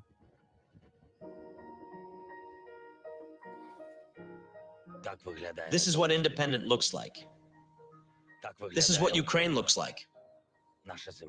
Our land, given by God, kissed by the sun, rocked by winds, tempered by fire, defended by its sons and daughters. This is what Ukraine looks like. Once you see it, you will fall in love. Once you visit, you will return. This is what Ukraine looks like. It cannot be confused with anything else. It can never be given away to anyone. Dear people, Ukrainians always pay back their debts. And whoever wished misery upon our land shall find it in their own home. With interest. Whoever seeks to sow evil on our land. I gotta hear that one again. And whoever wished misery upon our land shall find it in their own home. Whoever wished misery upon our own land shall find it in their own home. God damn. With interest. Whoever seeks to sow evil on our land will reap its fruits on their own territory. This is not a prophecy, not gloating, not blind revenge. It is a pattern. It is justice, a boomerang for evil. And its launch began not far from the place where I am recording this address. The Sumy region. So he's in Sumy, where the Ukrainians launched their attack into Russia. Mohritsia, the river of Sel, a few kilometers from our border. The border between Ukraine and oppression, between life and death. The border between an independent European state and the #1 terrorist organization in the world. This is okay with you guys? This is cool for us to be watching. I think this is hugely important. I think it's very important to keep Ukrainian families and Ukrainian citizens and the military soldiers on the forefront of our minds, even though we have a lot going on at home. Just want to make sure this is okay for us to be watching. Everybody's into it. Everybody's cool with this. Just want to make sure. I know this is stuff that I love, but I just want to make sure that I'm taking what you guys feel and like and want into account. So let me know.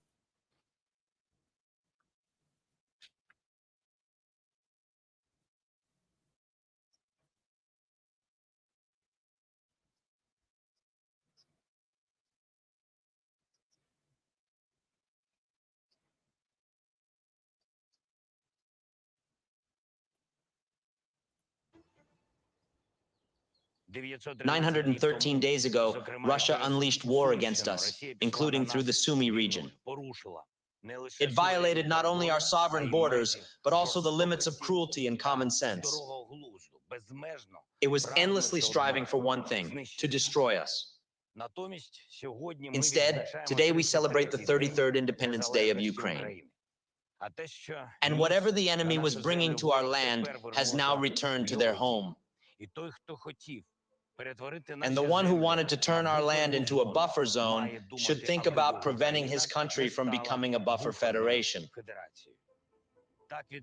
This is how independence responds. It retaliates for our civilians who are targeted by guided aerial bombs and kinzhals, for our parents who have turned gray, for our children who are forced to study underground, for all our people who would prefer never to know the names of these cursed places in their lives, Savasleika, Olenya, Engels. But unfortunately, Ukrainians know them. That is why our enemy will also know what the Ukrainian way retaliation is. Worthy, symmetrical, long-ranged. They will know that sooner or later, a Ukrainian response will reach any point in the Russian Federation that is a source of danger to the life of our state and our people. I mean, talk about powerful, right? Talk about powerful. Zelenskyy obviously doing a fabulous job here. Just, it's a fabulous job. The faded eyes of their chief perceive the whole world as a gray zone. But we will not allow to turn into a gray zone our lands where the blue and yellow flag rightly belongs. A sick old man from the Red Square who constantly threatens everyone with the red button will not dictate any of his red lines. A sick old man from Red Square. Damn. To us. Only Ukraine and Ukrainians will determine how to live, what path to take, and what choice to make. Because this is how independence works. Ukraine astonishes once again. Russia reverts once again to its repertoire. This is how the world media generally portray the events in the Kursk region. They show how Russia treats its citizens, whom it calls the population, how Russia does not abandon their own, how their soldiers loot their local shops. This is what Putin's Russia looks like in the eyes of the world. And in the same way, the entire world sees how our warriors provide water, food, and medicine to the local people, who say, "It's good that you are here now, not the Kadyrovites." This is what Ukraine... It's good that you're here now, not the Kadyrovites. This is from Russian citizens. And we've played videos. Played it last week, I believe, where we showed the Russian soldier helping the babushka, helping the old Russian woman that had been left by her family, as opposed to the looting, raping, pillaging, plundering that the Russian military, does and enacts when they take over a certain territory. Dignity looks like. Civility. The virtue of our independence. 33 years ago, Ukraine was reborn on the maps of the world, and today, Ukraine wins the hearts of the entire world. It inspires with courage. It serves as an example of how not to be afraid of Putin, and it unites the world around its Ukrainian worldview. In the 21st century, terrorists should find their reckoning in The Hague, not comfort in Valde. And no one else in the world will say, "Where is Ukraine?" Because every continent now says, "Ukraine must win." This fuels our independence, our Ukraine. It has no lack of foreign regions.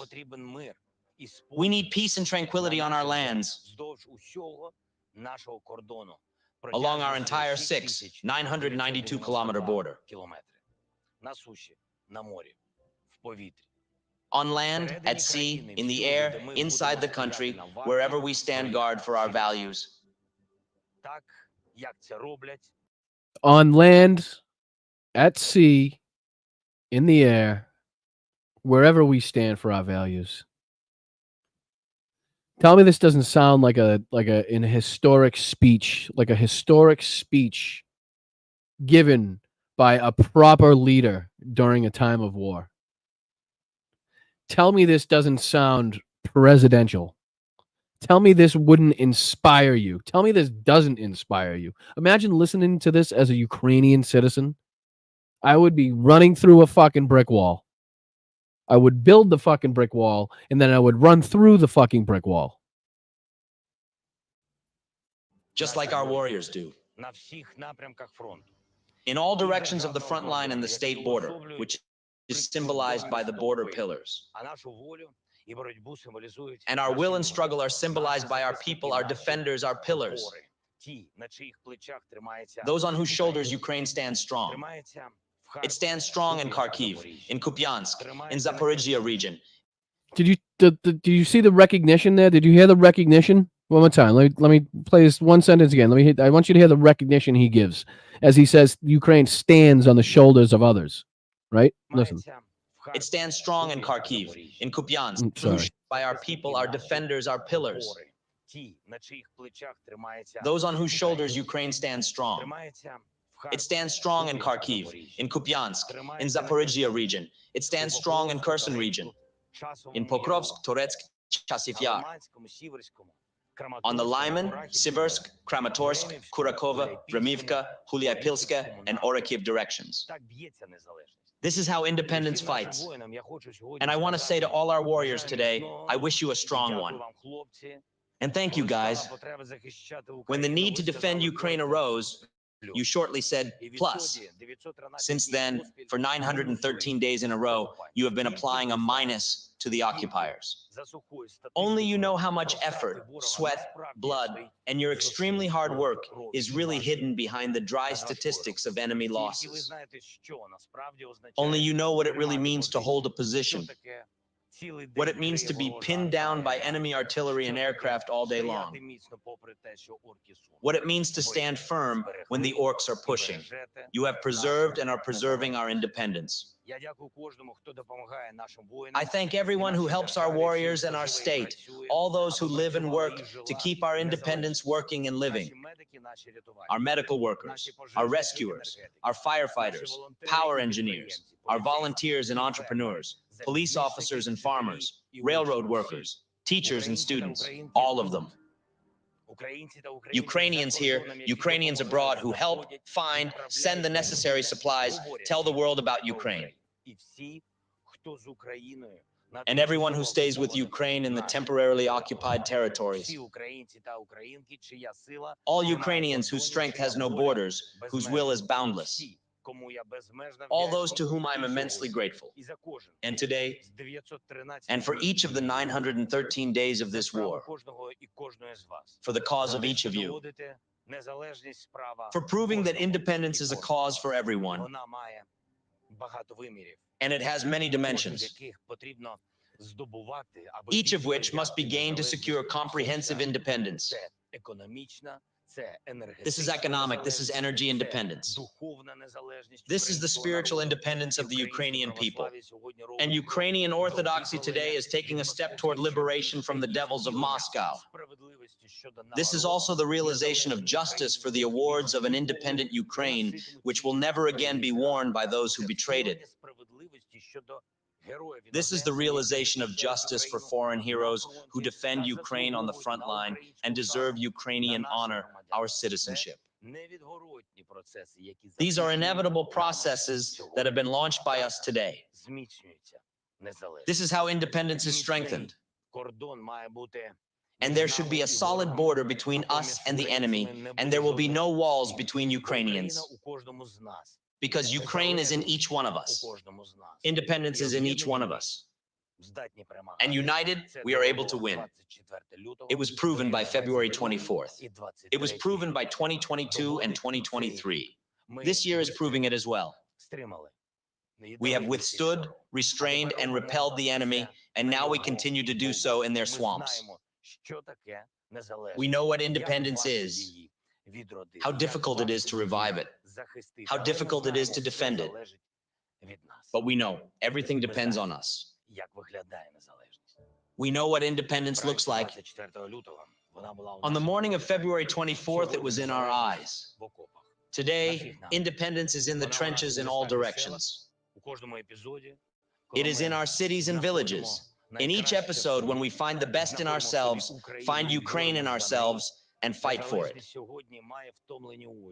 Independence today has tired eyes that have seen it all. Independence smiles when Ukrainians succeed. Independence is silence when we lose our people. Independence is the oath to never forget the fallen heroes. Independence tastes of smoke and dust on the battlefield and in civilian life. Independence descends into the shelter during an air raid alert to survive and to rise again to tell the enemy again, you will not succeed. You will fail. You will not prevail. And you will be held accountable for everything. This is how we feel freedom. This is what Ukraine looks like. This is what independence looks like. And this is what it sounds like. Happy Independence Day, Ukrainians.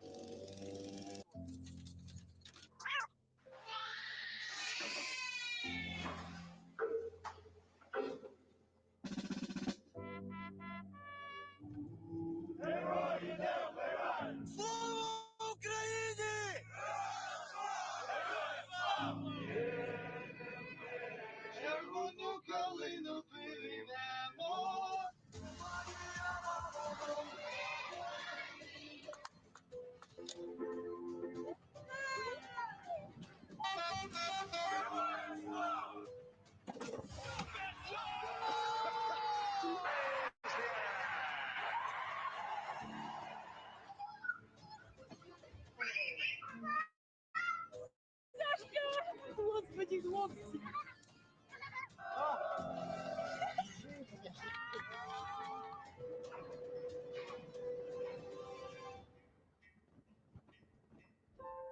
З Днем Незалежності, українці і українки. Glory to Ukraine!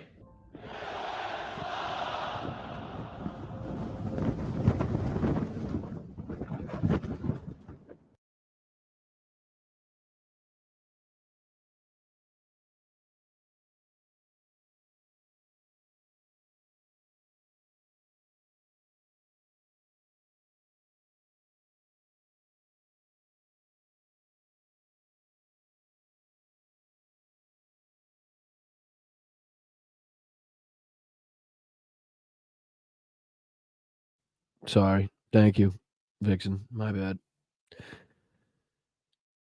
Well, now that we're done with that one, I didn't see that one coming. I did not see that one coming. Sorry. I know I'm back. Anyways, some really powerful stuff from Volodymyr Zelenskyy. An unbelievable, just an unbelievably produced video. But I mean, from Zelenskyy to the narrator, to the production, to the editing, the passion. I'm not muted anymore. Somebody's behind. If I'm muted, you're behind. But that's all right. I'll be unmuted in a second. But yes, we go from that, and I kind of wanted to just, before we get into anything else, address one of my grievances here, which I actually wrote down. The protesters outside of the DNC or wherever they may be, right? This country was, not only is it a right afforded to us by the United States Constitution, not only was this country built off of protests, built off of standing up for ourselves, and things like the Boston Tea Party and many other aspects back in the day that you can think of. Why I hear so many people on our side denigrating and demeaning and down talking the protesters who are standing up, who are trying to get the attention of the leaders in this country to pay attention to what's going on in Gaza. Why are we denigrating these people? Why are we, from what I've seen, I saw absolutely nothing from the protesters this week that would detract from the DNC. I didn't see any headlines about protesters doing crazy shit. Maybe a couple of instances happened, but all in all, the fucking DNC went out without a hitch. The news was overwhelmingly positive. Why? I don't understand why the fuck anybody on our side would denigrate and demean and totally just automatically think that these people are doing something bad. I never heard any of these protesters, not one of them, say that they weren't going to vote Democrat. I didn't hear any of them talking about voting for Trump. What they're doing is trying to get their fucking message out. What they're trying to do is protest peacefully to get the attention of the leaders in this country, whether it be Kamala Harris, Tim Walz, Joe Biden, who frankly have done a piss poor job in this whole fucking Israel-Gaza situation from the fucking moment it started, if you want to ask me. Have they done absolutely fantastic things in their term? Absolutely.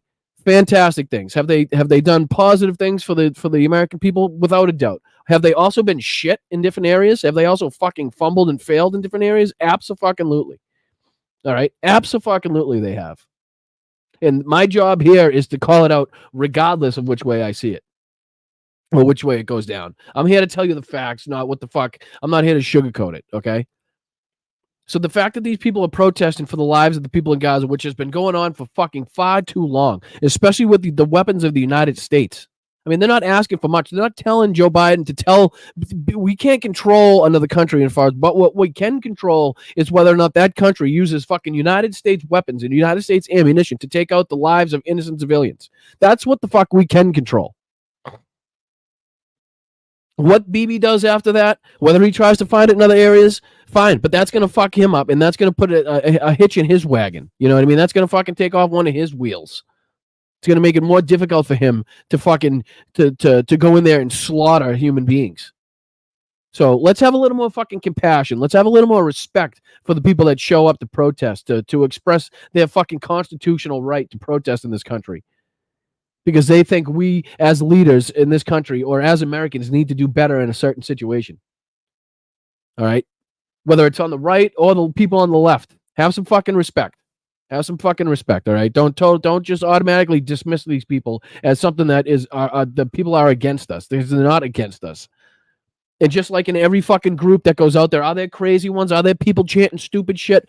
Absolutely. Just like in every fucking group. If we went out as a group, we'd have idiots in our fucking group too. We're no different. We're human beings. So let's have a fucking little compassion, a little respect, all right? Because like I said, I haven't heard one of these people say that don't vote Democrat, right? Don't vote for Kamala. Don't vote for Tim. Don't vote. I'm voting. Not one of them has come out with a Trump hat. Not one of them is wearing a fucking Trump shirt with his mugshot on it. That's not what I'm hearing. I'm hearing, hey, Let's fucking get the attention of our leaders. I'm not here to tell you not to vote for Kamala. I'm here to tell Kamala to fucking, when she wins, she better be doing this shit. She better step up and do this. Or I'm here to tell Joe Biden when he's in office, he better be doing this, okay? Because we as the American people feel we need to do that. And we don't feel our bombs, our missiles, our fucking ammunition should be used to kill innocent civilians. I'm sorry. Sorry, not fucking sorry. But that's what these people are protesting. So fucking get it straight. They're not against us. They're with us. They just want they want some action. All right. They're protesting for action, which is exactly what we should be doing in this fucking country. Anyway, rant over. End rant. End fucking rant. Now let me see if I can find this. What I wanted to show you. Just before we get into Donald Trump and what he had to say. It should be in my history. Let's see here. Watch now. Come on, Putin pulled out a American address. Give me a second. Give me a second. Should be right here. Oh, here it is.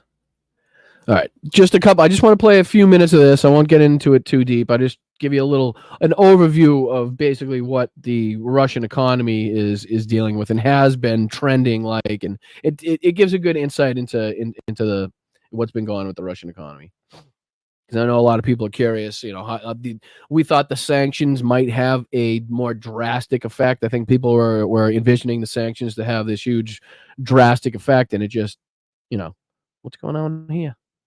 Might want to come up. Come on, Joe. Come on, Joe.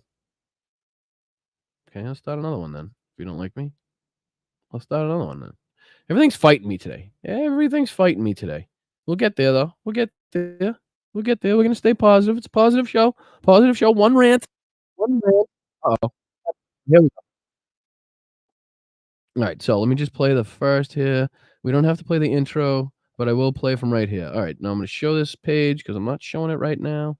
How's everybody doing in the chat? You still with me? You still with me, guys? Appreciate you. I appreciate you. I really do. I'm going to do present so you guys can see it. And I'll put this one in here. That's a big box like that. And then I should be able to share it to the stage like so. There we go. I'll do what do I want to do? I'll keep it like that. I'll keep it like that. No, I don't want to keep it like that. Let's do this one. Nope, I don't want to do that one either. All right, let's do this one. Sorry. Couldn't figure. Here we go. Russian ruble. Let's see what's been going on with the Russian ruble. Like I said, just a few minutes of this, get you up to speed. As I mentioned at the start of today's video, the value of a currency. Oh, credit to Joe Blogs, too.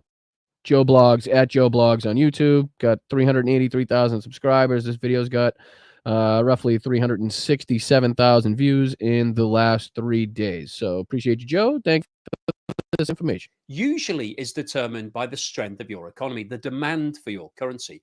However, there is also another factor at play in a lot of currencies whereby the central bank of that particular country can influence the price by stepping into the market and buying its own currency, basically creating a false market by increasing demand and keeping the price high. And over the last 2.5 years, we've seen the Russian central bank doing that on a number of occasions, trying to manipulate the value of the ruble to keep it at the desired level. However, over the course of the last couple of weeks, we've started to see the value of the ruble declining again. And this potentially tells us that the Russian central bank is struggling to be able to maintain the value at the level that it wants to keep it at, which roughly speaking has been somewhere in the region of $1 to 90 rubles.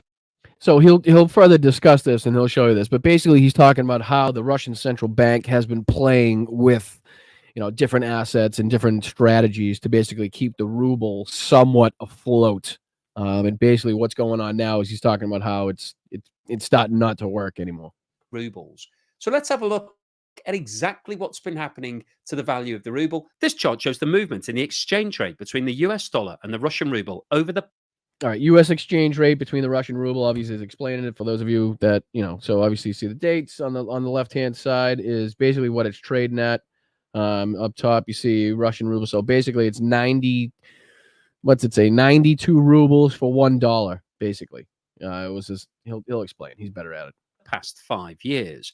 And the reason I wanted to go back 5 years is firstly to give us an indication as to what the ruble was trading at before the invasion of Ukraine. And then secondly, to have a look at what's happened since the invasion, and most importantly, what's been going on over the past few weeks. So we start off by looking at the situation back in September 2019. $1 was trading for around 65 Russian rubles. And you can see that over the course of the following 2 years, up to the end of 2021, the ruble traded for somewhere. Geez, what do you think that big spike is? What happened in 2022 that caused the big spike where it went basically up to almost 130 rubles to $1? In the region of 70 against $1. Immediately following the invasion of Ukraine, the value of the ruble collapsed. And at one point, $1 was trading for around 130 rubles. 130 rubles? However, at that point, the Russian central bank stepped into the market and started buying up rubles to push the price back up. And by the end of June, so which is that big drop you see right after 2022, right after they invaded Ukraine, right? So the Russian central bank took over, and that's why you see this huge. I'll go to the see if you can see. This is why you see this huge drop right here, going all the way down to basically 50 rubles. So if you look at the past, look at 2020 and 2021, right? So you kind of think that Russia wants to have it somewhere in between $60 and $80.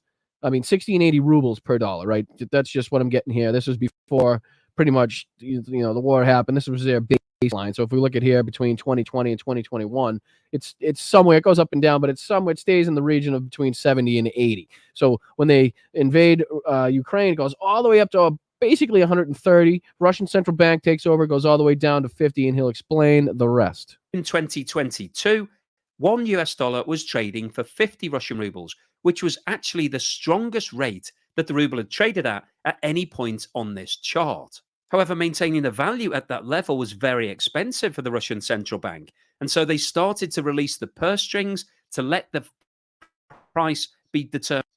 In 2022, $1 was trading for 50 Russian rubles, which was actually the strongest rate that the ruble had traded at any point on this chart. However, maintaining the value at that level was very expensive for the Russian central bank, and so they started to release the purse strings to let the price be determined by the market. And by the start of August 2023, $1 was trading for more than Now you can see the rise. As he says, they thought they were pretty much in the clear so they could let the market determine what the ruble would be, which is why you see this rise from, we're just past 2022 going into 2024, all the way up to 100 rubles to, for $1, right? So this is the rise that they saw. They thought the market was going to pretty much peter out. I'm assuming they were hoping the market would peter out here at between, 60 and 80, but it went all the way up here, and he'll obviously explain what happened. 100 rubles. Now, this proved to be the turning point from President Putin's point of view. He didn't want to see the ruble as low as 100. And so he instructed the Russian central bank to start buying in the open market. Once again, Russian central bank steps in. That's why you see just at the end of this colored chart. So you see where it goes from 100 down to 92. A little lower than 90, because here at the current rate, it's 92.4. So that's here. So a little lower. So probably, let's say 90. That's that drop right there where the Russian central bank takes over again. And he also passed a number of laws restricting the amount of currency that Russian businesses and individuals could hold onto. They were forced. So you couldn't, again, laws set forth by an authoritarian government saying you could only hold so much cash, whether you're a business or a private citizen. You could only hold so much cash, and you can only have so many dollars. So either that, you had to convert all your dollars back into rubles so that the ruble would, have more play, so to speak. It would be more influential. Basically, to convert that currency back into rubles to keep demand for the ruble high. And as a result of those initiatives, by the start of January 2024, $1 was trading for around 90 Russian rubles. And 90 appears to be the level that Russia wants to keep the ruble at. And you can see that in the period through to the end of July 2024, the ruble was trading at or around 90 to $1. If we now zoom in and have a look at what's been happening over the last month, on the 6th of August, $1. So this is just the last month. Just the last month. 6th of August is when Ukrainians began their incursion into Russia. Dollar was trading for around 85 Russian rubles. Today, it's trading for 92.5, which represents a fall of more than 8% in a matter of weeks. So basically, since the Ukrainian incursion, the Russian ruble has dropped 8%, which, again, in a month is a drastic shift for the main source of your, say your economy, the main the main currency. Now, interestingly, August the 6th, which is the turning point on this chart, is the day when Ukraine launched its invasion of Russia. So if you've been following the press, you'll be aware that on the 6th of August, Ukraine actually launched an offensive. Sorry, guys. I know I'm geeking out on this. This is what I love. This is the stuff that I love getting into, especially, the Zelenskyy video and, just anything that gives me more information on what's happening with Ukraine and Russia. I know I'm geeking out, so thank you for sticking with me. I appreciate it. Hit that like button if you haven't yet. Please, please, please subscribe if you haven't yet, too. I know a lot of you guys watching don't subscribe. Hop out. Takes 2 seconds. Out of the chat, subscribe. In the chat, you're done. It's all set. You're good. Do it now. Bye. Into the Kursk region and has taken over a large part of what was previously Russia. Now, the fall in the value of the ruble obviously doesn't relate directly to that military offensive, but what it does tell us is that over the course of the last 2 or 3 weeks, the Russian central bank has stopped its policy of supporting the ruble's value by buying Russian rubles in the international markets, and that means that the value is falling. And what this tells us is that there is now increased pressure on Russian reserves. If you've been following this channel, you'll know that I've posted a number of videos talking about So increased pressure on Russian reserves. Basically, Russia's running out of money is what's going on in shorthand. That Russia has significantly increased its expenditure on the war over the last 18 months or so, and that is now draining Russia's reserves. And there will come a point, if Russia continues spending at the current rate and it doesn't manage to increase its income, that its reserves will run dry. And the fact that we are now seeing a deterioration. It's because Russia is not currently making anything that not only people in Russia want, but outside of Russia. So you want exports, you know what I mean? The whole thing is to make things in your country that other people want. That way other people are buying your shit. Your money is being traded all around the world. So what's happening now is Russia has focused so much of its economy, so much of its businesses and corporations towards the war footing, that they're not currently making anything that the rest of the world would be buying, so to speak. You know what I'm saying? In the value of the ruble, as a result of the fact that the Russian central bank can't afford to keep up that program of buying rubles, could be one of the early indicators that Russia is now having to make choices about where it's deploying its capital. So it's never good, as people in the chat will know, people that live paycheck to paycheck like myself. Sometimes you got to rob Peter to pay Paul, right? Sometimes you're paying the gas bill and not paying the electric. Sometimes you're paying the electric, but you're a little late on the cable. Sometimes you're paying your phone bill, but the cable bill is late.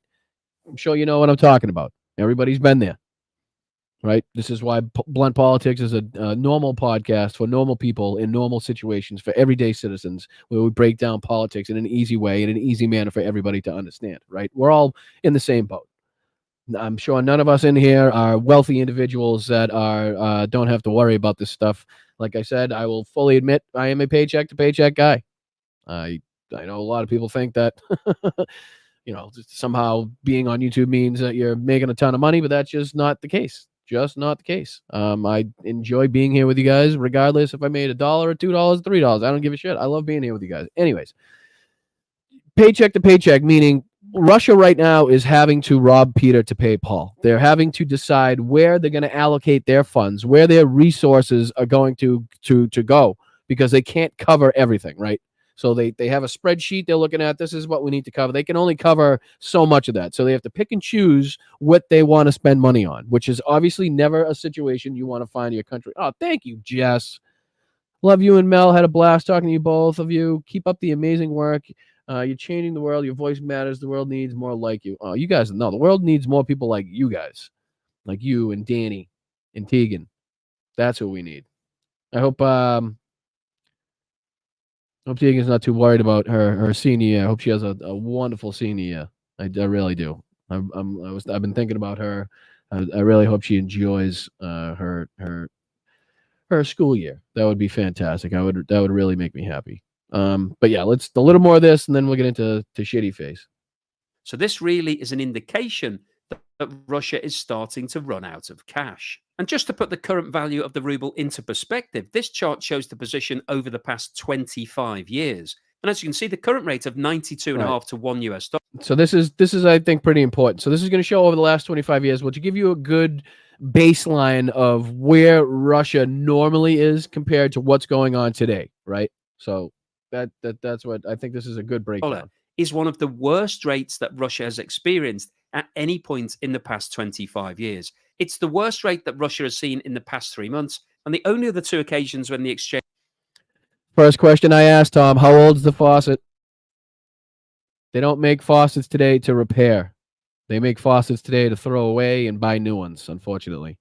The old faucets back in the day that were nice heavy brass, you could change the stems, you could change the cartridges, you could change the necks on them.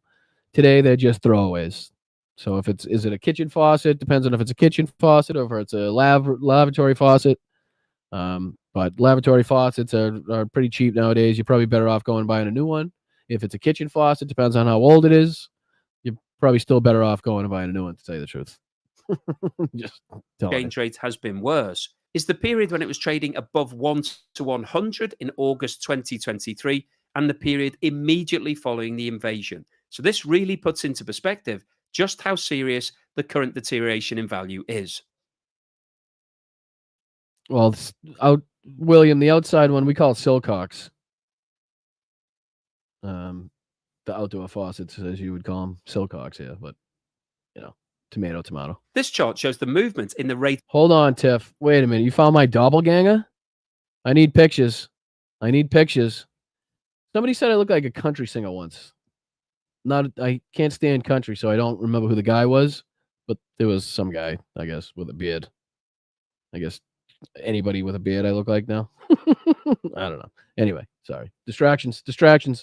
Rate of inflation in Russia over the past 12 months. And what this chart shows is that in July 2023, inflation was running at 4.3%, which was almost exactly the target rate of 4% set by the Central Bank of Russia. However, over the past 12 months, there has been a significant increase in inflation. And the most recent figures for July 2020. Wait a minute. Are you telling me that Vladimir Putin's not on the top of his game? Is that what you're trying to tell me right now? Are you trying to tell me that when Donald Trump tells me that Vladimir Putin is at the top of his game and was going to eat our fucking breakfast and then have us for dinner? Are you telling me that may not be the case?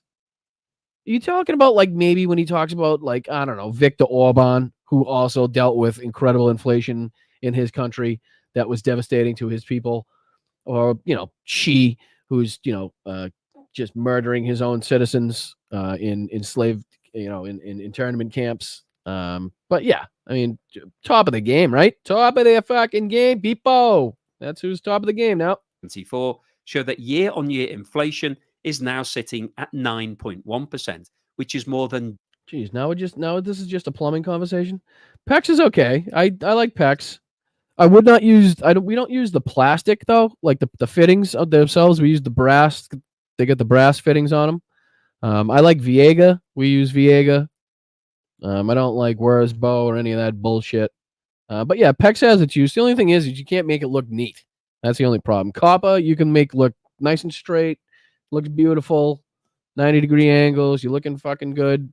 PEX, because it comes in the rolls. I mean, you can buy the long straight ones, but they're just never really straight. You know what I mean? But they do. It does have its uses. Does have its uses.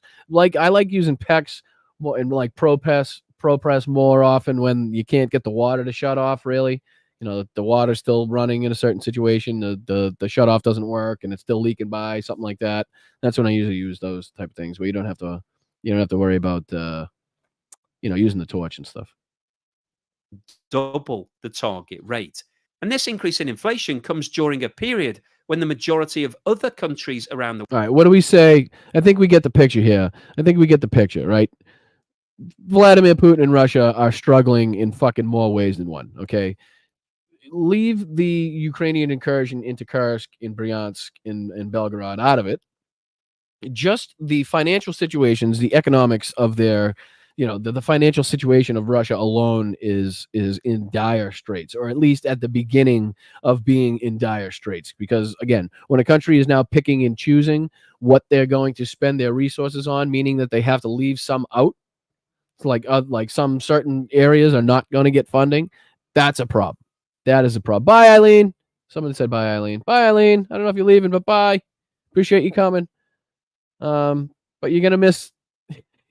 You're gonna miss Shitty Pants. You're gonna miss Dr. Shitty Pants. Of course, I just hold on. Oh, all right. Let's get into it. I think it was all right. Let me get into. I'm not gonna play the whole thing, obviously, but just a couple parts of it were worth playing. So I'll kind of jump around. But let's see. This seems like a good place to start. We'll just start wherever it picks up. Turn the page of 4 years of calamity and failure. They have and say, Kamala, you've done a horrible job. You've been the worst vice president in the. Hold on. I literally didn't even get it set up yet, and he already had a glitch moment. Did anybody catch that? I literally didn't even have it on the screen yet, and he's already glitching. All right, hold on. Let me make it big, for Christ's sake.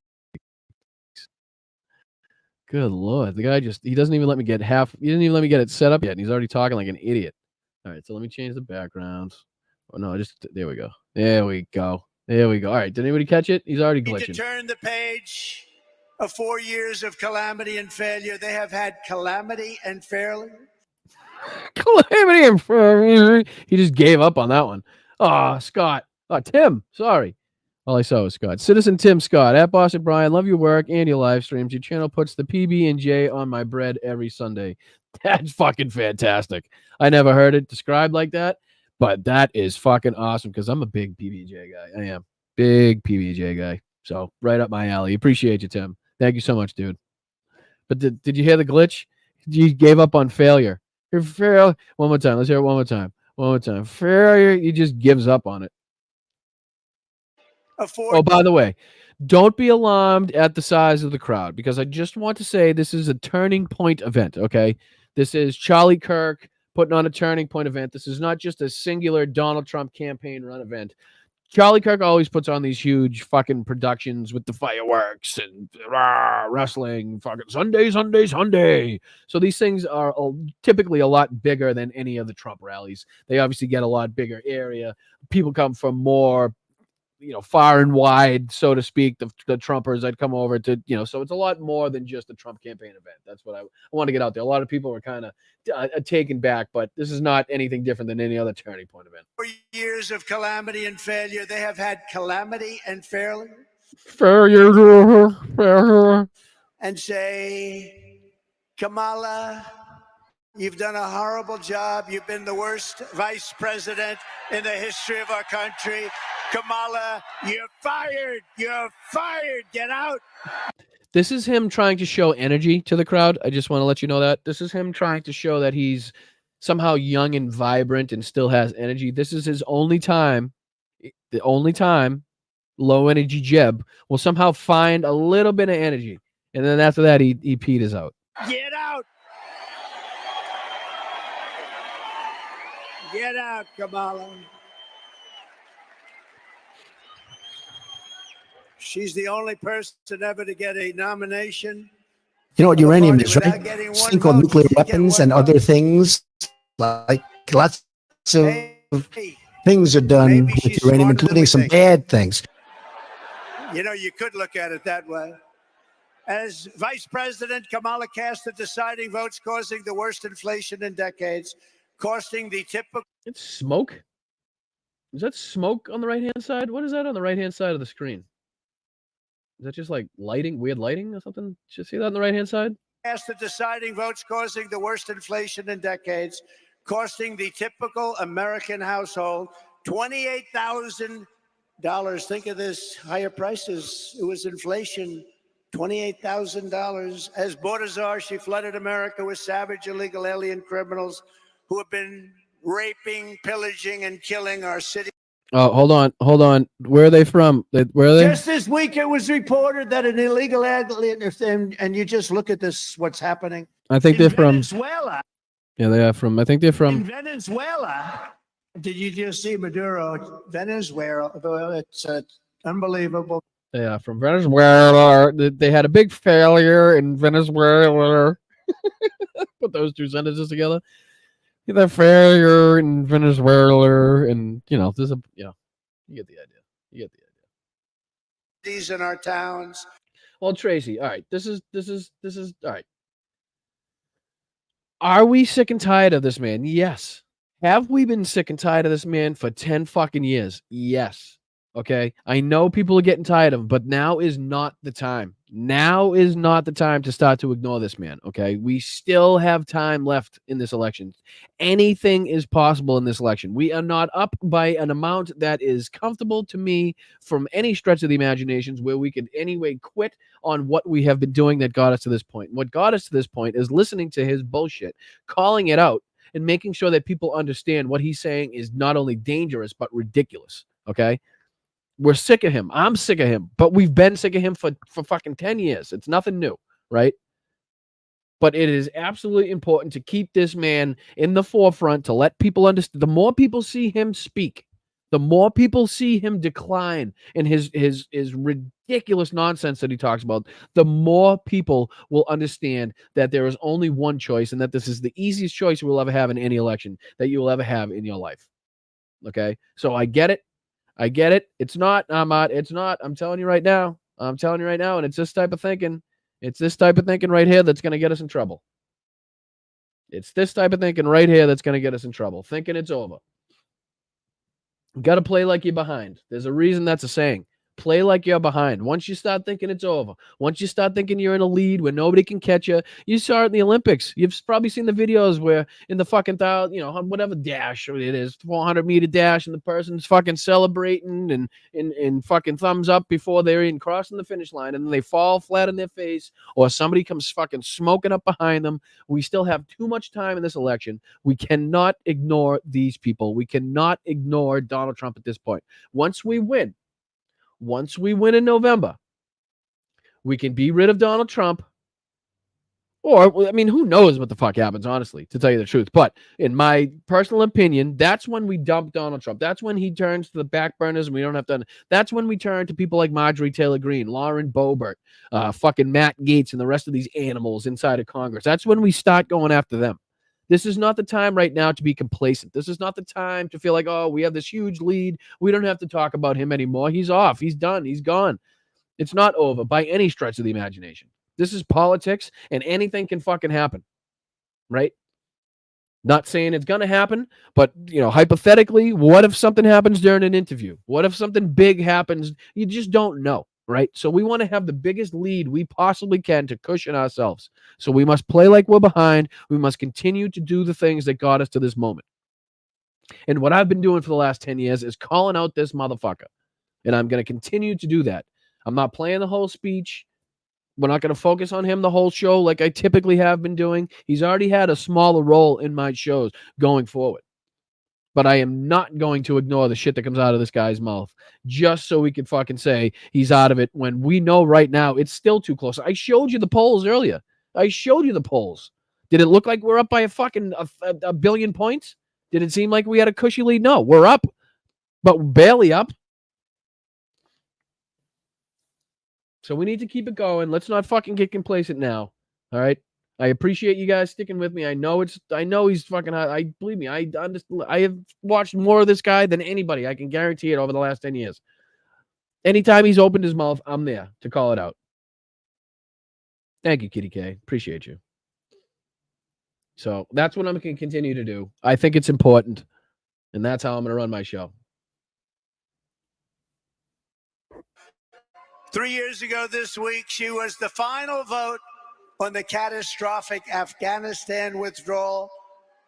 And we were withdrawing, but we were going to withdraw with dignity, with grace, and with strength. But keep Bagram. But we're going to keep Bagram. Did I mention keep Bagram? We were getting out, but we were keeping Bagram. We would have been out faster, but we were going to keep Bagram. But that was the most embarrassing event in the history of our country, leading to horrific war and humiliation all over the world. When Putin saw that, he invaded Ukraine. Right. It brought a lot of people back because they said the United States. So the years of planning that went into Russia's military invasion of Ukraine somehow started just a couple weeks, maybe a couple months before that, even though the planning had already, you get the idea. Ridiculous. States is run by incompetent people. The United States is no longer respected. It's no longer strong. That's what they said. A lot of these things that you're seeing now wouldn't have happened except for the horrible, horrible event of Afghanistan.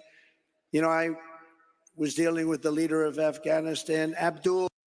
There's a great video. I think Midas Touch put it out where they're showing all the people in the background, and all the people in the background at different points in the speech are yawning. Where they're all like bored or looking at their phones, not looking at it. Low energy Jeb. I'm telling you, that one instance where he says you're fired, that's his only instance where he even comes remotely close to showing any energy. And I said, Abdul, you can't kill our people. He was killing What is that stuff on the right side of the screen? It's killing. Is that smoke? I don't get what's going on. our people. And I had a strong talk with him. I'm not going to get into it exactly. We went 18 months without one soldier. No, shut up. Obama got far fewer votes the second time, and he won. He won. Have you heard of him? Barack Hussein Obama. Remember Rush Limbaugh. Barack Hussein Obama. He was nasty to me. You know, he was nasty. Michelle was nasty. They're all nasty. Nasty people. All right. Let's just break this down here. Alex Ventura, do you speak? I hate comments that I have no idea. But let's talk about this. So Donald Trump, right? Y'all remember? And if you don't remember, was the one talking about Barack Obama shouldn't be able to be president of the United States because of the whole birth certificate thing. So birtherism. So saying that, which is why he says the Hussein Obama like he does. Why Rush Limbaugh said the Hussein Obama is why they say it, right? So to have this motherfucker right now in some way be butthurt, like a fucking, I'm not even going to say it, but the initials start with P and an A and a B, right? So this guy is now complaining that they were mean to him after years of racist birtherism against this fucking family. You could not write this shit. If you sat down to write this in a movie, the director would be, no, you can't scratch that. That's just, nobody's going to believe that shit. That would never happen. That guy would have to be a fucking moron to not remember what he did to these people. They were very nice. I was surprised. I thought he was, and I was sort of nice to him. I said, no, you know, I like him. Good. It didn't matter. They were nasty to me. I'd like him. It didn't matter. Is that what? Yeah, you really showed it. And of course, last night, Kamala mentioned my name, I think 21 times. She didn't mention the border. She didn't mention inflation.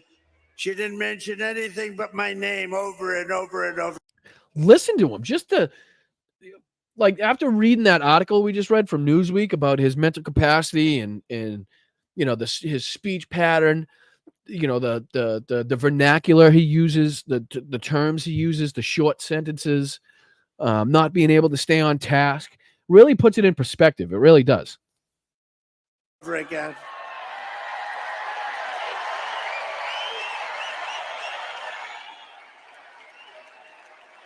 She blamed me for the border. I haven't been there in 4 years.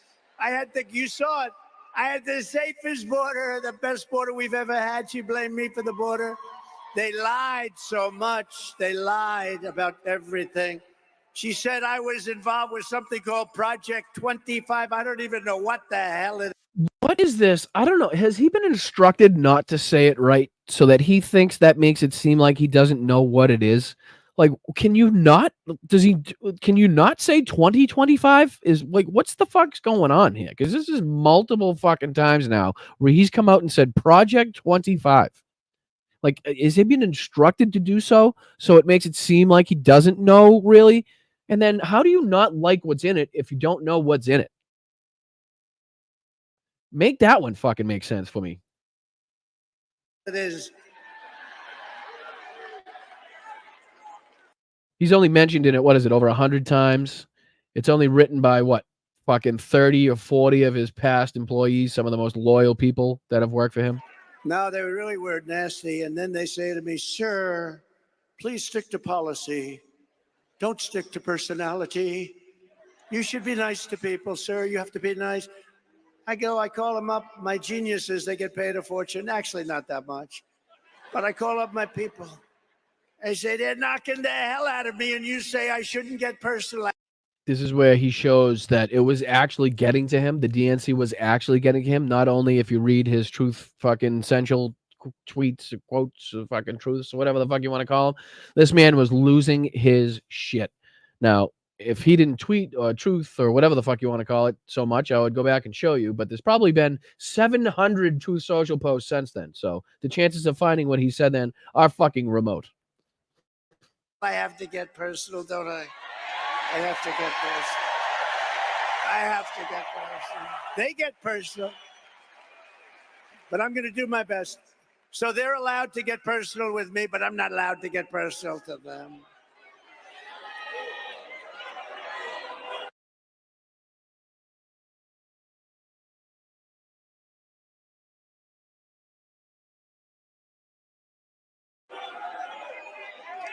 They call me names that are so bad. Our great First Lady says, but you're not that way, darling. They love our great First Lady. Could you make her sound any more, like, not human? But you're not that way, darling. That's what she said to you? Hold on. First Lady says, but you're not that way, darling.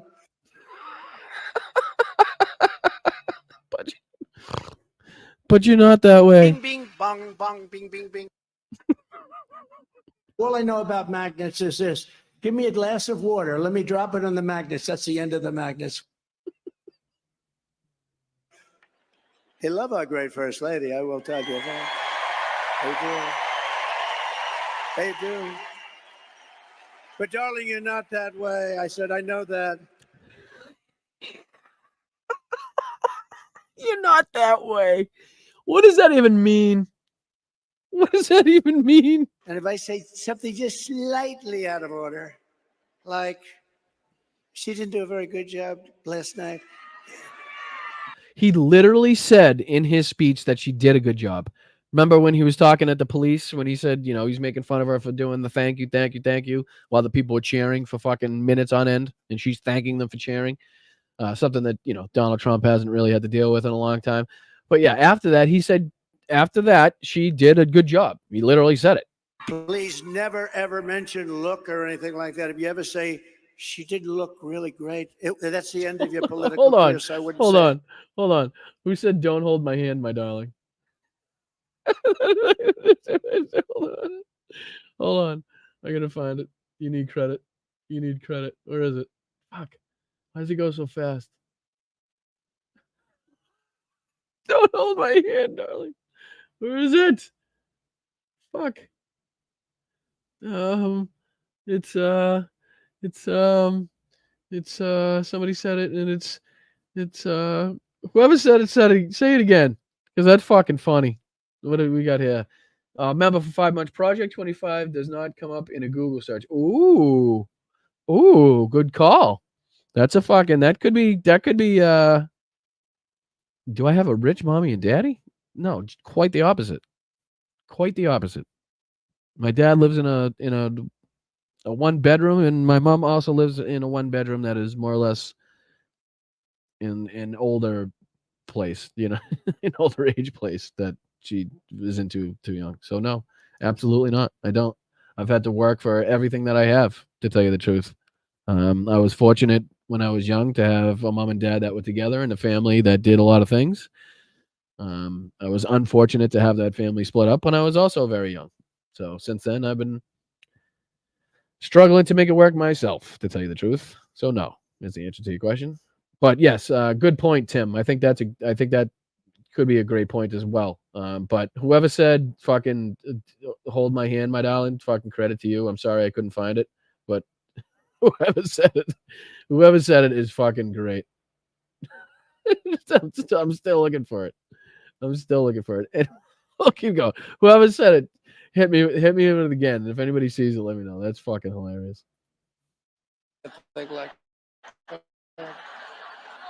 How about her opening where she said, "Thank you, thank you, thank you, thank you, thank you, thank you."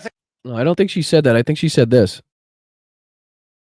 Come on, don't take forever. You're supposed to do it on the spot. Fuck you. I think she was not saying that. She was saying that. Thank you, thank you, thank you. I said, "What the hell is wrong with her, Deb?" Debbie Lesko, she's a winner. Is that Sheriff Joe? Oh. Oh, yep. There we go. Is that Sheriff Joe? He's Sheriff Joe Arpaio, if anybody does not know, because he's in Arizona. And for those who do not know, Joe Arpaio is not a good man. Not a good man. Let's see what comes up here. Let's see. See here. I'll go to Wikipedia, and then we'll go to his. Wow, look at the fucking misconduct and mismanagement, wrongful arrest and entrapment lawsuits, abuse of power allegations and investigations, immigration patrols, illegal immigration patrols. I mean, this guy, like I said, look at this. Graves versus Arpaio, Braillard versus Arpaio. These are all court cases. United States versus Maricopa County. You can't even get in. You can't even scroll down far enough to get into his friggin' litigations. All right, we'll get out of that. But the guy's a shit guy. He's an asshole who's been in. Believe me, he's had his troubles. We don't even get into it. But fits right into the mold that Donald Trump would love. Right into the mold.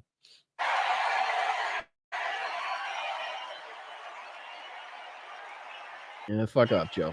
That's Sheriff Joe. Look at that. Oh, Jesus Christ. Tell me that doesn't sound like an 11-year-old kid at Disneyland that just saw fucking, I don't know, Mickey Mouse walk by. That's Mickey Mouse. Mom, that's Mickey Mouse. Listen. That's Sheriff Joe. Look at that. Mom, that's Sheriff Joe. A legend. You know, Sheriff Joe's looking at these clowns where they have no idea what they're doing, where people come in by the millions. He had nobody come in. Remember, he dressed everybody in pink. Remember that, right? Is that right, Joe? They had a dress in pink. I mean, it wasn't the worst thing. It wasn't bad. I mean, you know, you got a lot of killers that had a dress, but pink. What? What was that? Worst thing. It wasn't bad. I mean, you know, you got a lot of killers. But pink underwear, pink undershirt, and a pink.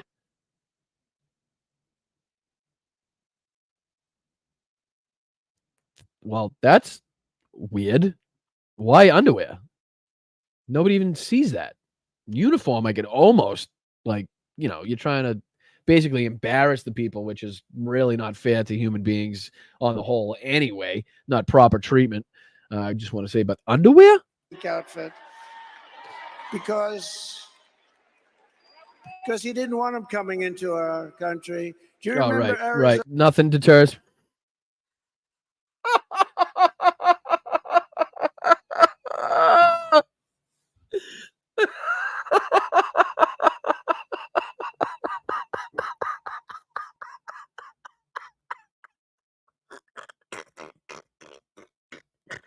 Nothing deters illegal immigrants like pink underwear. Did you hear that shit? Yes, Patui caught it.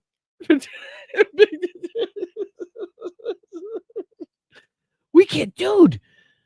Essay, don't break over that wall, man. You'll be prisons with pink underwear. What the fuck, man?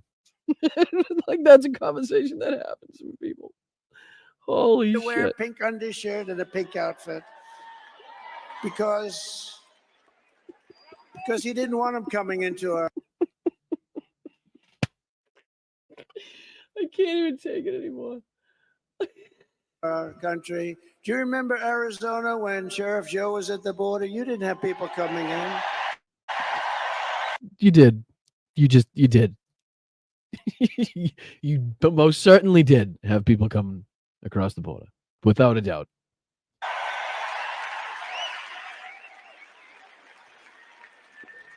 I think for the 1 year he had one person come in, but they got him. Now we have 3 million people coming in through your border. Wait a minute. Wasn't it 20? I thought it was doesn't he say 18 to 20 million? We're down to 3 million? Wait a minute. Now we have 3 million people coming in through your border. I thought 23, 20? I thought you said 20. So we're down to 3? All right. I'll take it. Border. Oh, through the whole thing, it's ridiculous. It's not. Joe, it's an honor. And I'll tell you, people didn't treat you right. You are a legend, and you did a job like nobody else. He's an asshole. Years ago, and she was a hell of a woman, right, Joe? But she's looking down at you, and she. Oh my God, this is another one. Another fucking one. Why does he do this? Why does he do this? All right, so as much of an asshole and scumbag and degenerate and just bad human being Joe Arpaio is, the man's wife died, right? Wife of a long time. Let's just listen, right, to what Trump says. He thinks he's being, this is the problem. He thinks he's being like empathetic when he does this shit, right? When he just randomly brings up like incredibly emotional, painful situations that just happen to people. Check this out. Great going, Joe. And we love your wife. She's dead. She's dead. We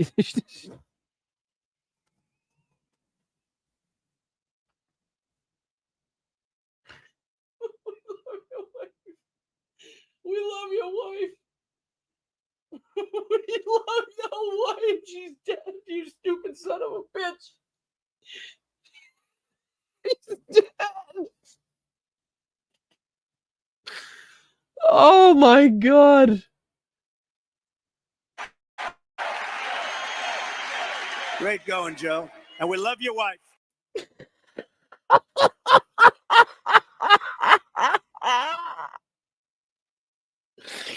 I fucking cannot.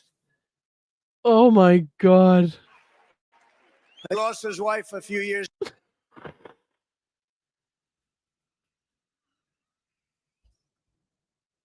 He literally follows up "We love your wife" with "He lost his wife."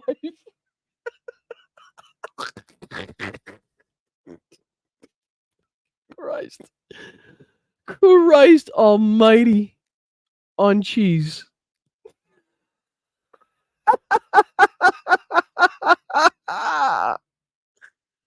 We love your wife. He lost his wife. Oh, two things that should never go concurrently in a sentence. One more time. One more time. Great going, Joe. And we love your wife. He lost his wife a few years ago, and she was a hell of a woman, right, Joe? But she's looking down at you, and she's proud of you. She's saying you did very well with this group of people. But I don't.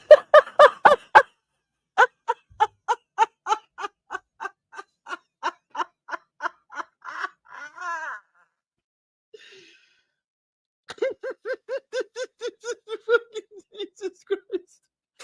She said you're doing real well with this group of people. His dead wife. Hold on. She's proud of you. She's saying you did very well with this group of people.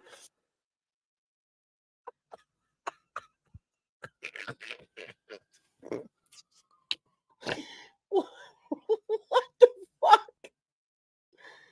What the fuck? Oh, so not normal. So not normal. It's just fucking so not normal. but I've known you for a long time, and there was nobody like him. He understood the border better than anybody, and he ran it fairly. He ran very fair, but he ran it. Never fight uphill, me boy. Strong, and they respected him. They didn't even try. So thank you very much, Joe. And your wife is... He's going again. He's going back in. He's going back in with the wife. Hold on. He's back. He's back to the wife. Very much, Joe. And your wife is... She's proud of you. She's proud of you. Very proud of you. Leave it the fuck alone, buddy. Leave it alone. Leave it. Let it go. Be like Elsa and let it go, dude. We're grateful to be joined tonight by the founder of Turning Point Action, a gentleman named Charlie Kirk. And in case you guys didn't know, this entire event took place inside of Charlie Kirk's head. So that's why they could fit so many seats in there. That's why it's such a...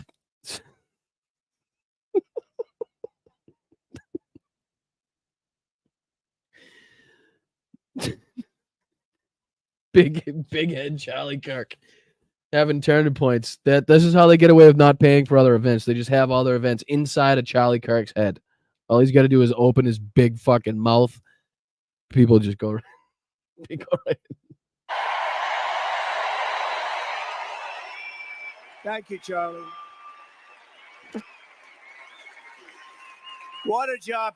Charlie Kirk, I'll remind you guys, that was the guy that was calling for public executions that should be televised and sponsored, and that little kid should be watching these public executions. I'd play the clip, but I'd probably get thrown off YouTube. But yeah, that's the same. That's that guy. That's who that is. He does. I said, Charlie, do me a favor. We got this thing won, but do me a favor. Make sure. All right, we're getting late. I'll go to the part that I want to show you guys. I'll go to the part. Where is it? Come on, it's got to be up here somewhere. Oh, here we go. Here we go. Here we go to save the day. Here we go. Ready? Now, leading into this, I just want to say, Donald Trump undoubtedly backs the blue, supports veterans, would never disrespect them, have all the time you need. Speak to the people. Speak to the people, my friend, because I support you, because you're such a veteran of law enforcement. I will give you all the time you need, all the time you need. Take all the time you need. Go ahead. I'm sure that's what Trump does, right? I'm sure that's what Trump does.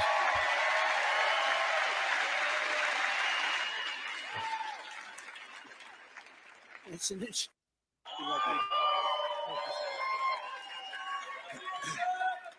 All right. Now, I just want we'll end on this one. We'll end on this one. I won't keep it too much longer. I'm going to make it bigger, right? And I want you to focus on Donald Trump, okay? I want you to focus on Donald Trump. We all know what you're supposed to do if you're brought up on stage by Donald, right? What's his? Keep it short. Praise me. Don't talk about anybody else but me, but keep it short. Donald Trump's main thing. We saw Carrie Lake when she was speaking, the little fucking screens on the front there telling her to get off stage because Donald was waiting. I don't know if you guys saw that. Let me see if I can pull that up. Carrie Lake, get off. This might pull it up. Here we go. See if I can pull this up. Carrie Lake. I'll share this instead. Can you see it? Yes, you can, because there's a fucking ad as usual. Carrie Lake trolled with photo of her urged off stage at Trump rally. Okay. Did they show the photos here? Let me see. Niagara finally catching up to the rest of Arizona. Let me see. This photo of streaming being told to get off stage. How do I get to it, though? How do I get to it? Give me it. Okay. I'm clicking. Oh, come on. They can make me go to Twitter now. Christ's sakes. Bear with me. This is it's worth the wait. I promise. It's worth the wait. It's fucking hilarious. Why is that one not responding? Oh, it is responding. Just taking a little while. Yes. Yep. That's what I wanted. That's exactly what I wanted. And then I'm going to type in search bar. Does anybody use Grok on Twitter? I know a lot of you guys don't use Twitter, which I was surprised to hear, to tell you the truth. All right. So, Carrie Lake, get off. That should bring it up. Which one am I showing? Am I showing this one? Yeah, I'm showing this one. All right. So, here's a picture. While Carrie Lake was speaking. What the fuck? The fuck was that? That's not what I clicked. There we go. Carrie Lake, and I don't know, can you see it? Is it big enough for you to see? Let me see. I'll get out of the way fully. No, it doesn't make it any bigger. Can I zoom in? Let me see if I can zoom. There is a zoom option on here. I'm going to zoom. I'm going to zoom. Let's see if that helps. Does that help at all? So if you can see on the little screen here, I don't know if anybody can see it. It says, come on, Bri, where's my shoes? What happened, Petrazi? What'd I do? Anybody? It says, please get off stage. Trump waiting. Carrie Lake speaking here, you can see. Which obviously means that Donald Trump was dying to get her off the stage for whatever reason. And that's not the only message either. There was about 2 or 3 of them that I saw where Carrie Lake was being told to get off stage. Here's one at 5:35, right? It says, please get off stage, minus 5:35. Minus 6:23, please get off stage, Trump waiting. And I believe there was a third one, too. But you guys get the idea on that one. So knowing what we know about that, even Carrie Lake was being told to get off stage. But Donald Trump's definitely going to have more respect for, say, I don't know, a police officer, right? Well, good evening, everyone. I'm a little concerned about that illegal immigration chart you put up there. Was that a spike in immigration or the inflation? Sort of both. Kind of both, right? Wonderful job those Democrats are doing. My name is Justin Harris. I'm a veteran police sergeant here in Arizona with 25 years of experience in service.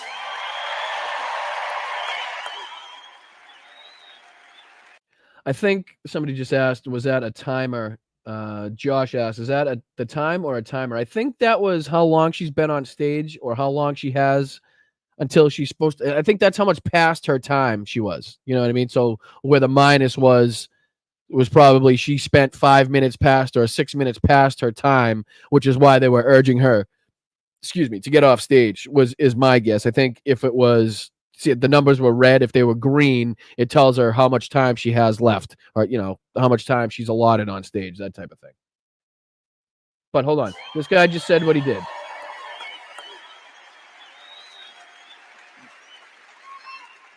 And I also have the privilege and the honor to serve as the state president of the Arizona Police Officers Association. All right, so he's a veteran of law enforcement. He's also the head of a police what do you say, organization. Let's look at Donald Trump. Look at Donald Trump right now. Will you please? He's looking directly at the man's speech. He's looking at the guy's speech, and right now he's thinking, "Wow, that looks like a long speech." Oops, maybe somebody has it. Let's see. Scorpio Score says, no, it starts at 0 and goes down. It's negative time for producers. Yeah, that was just my guess. I'm sure there's a lot of people that know more about that. I've never just spoken on stage. So I will take your word for it, Scorpios. Appreciate it. But look at Donald Trump. Looking at his speech right now, thinking, wow, that looks like a long fucking speech, right? That looks like a long speech. I don't think I'm going to let him. He's not going to get through that. That's what Donald Trump's thinking right now. Let's go.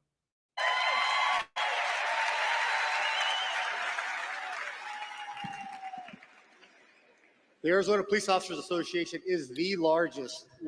Has anybody ever looked more miserable than Donald Trump looks in this fucking few seconds? Look at Donald Trump here. Holy fucking miserable, dude. Jesus. The Arizona Police Officers Association is the largest law enforcement association in the state of Arizona. So the biggest in the state.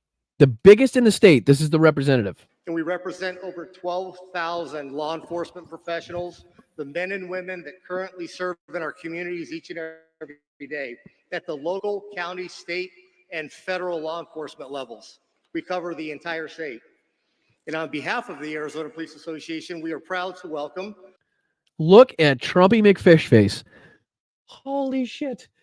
Holy shit. What?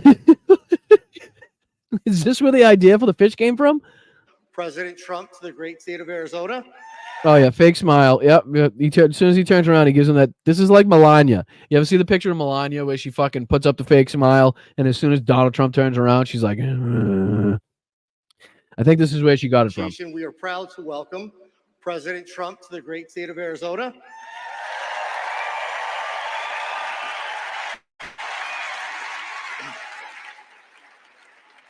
And to the wonderful city of Glendale, home of Luke Air Force Base. He doesn't like that he's getting cheers. He does not like that he's getting cheers, and some of it has nothing to do with Trump.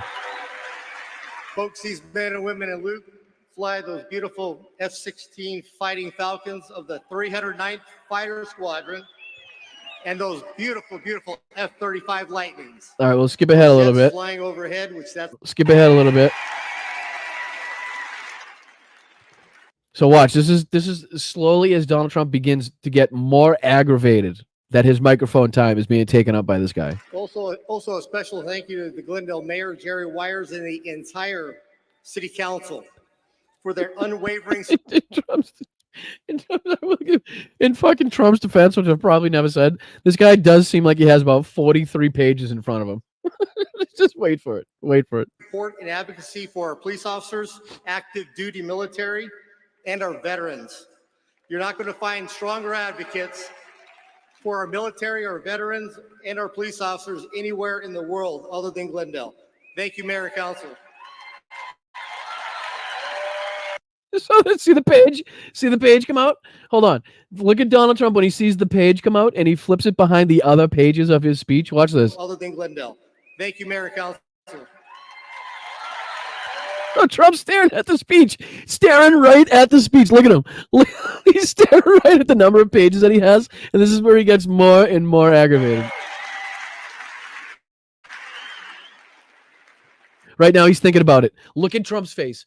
I can read his mind. I have fucking followed this guy for so long. I know what he's thinking right now. He's thinking right now, am I going to step in? He's already thinking about it. As he looks down, this is what he's thinking about. Also, I wanted to give a special thanks to the men and women of the Glendale Police Department, the best and most professional police department in the country. Okay, thank you. With a special thanks to Police Chief Chris Briggs and the other 8 West Valley Coalition departments that allowed us to use their law enforcement officers here today to keep us all safe. Thank you, gentlemen and women.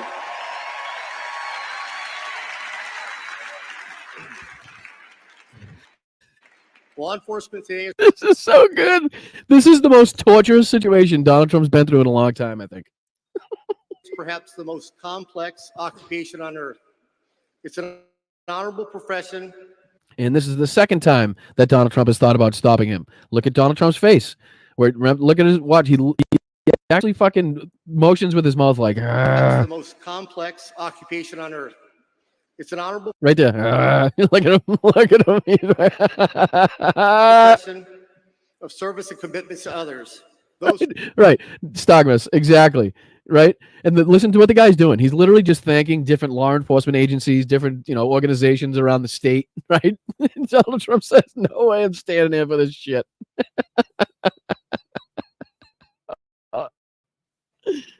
Step in the gap between good and evil and to protect our communities, and we do so knowing the risk.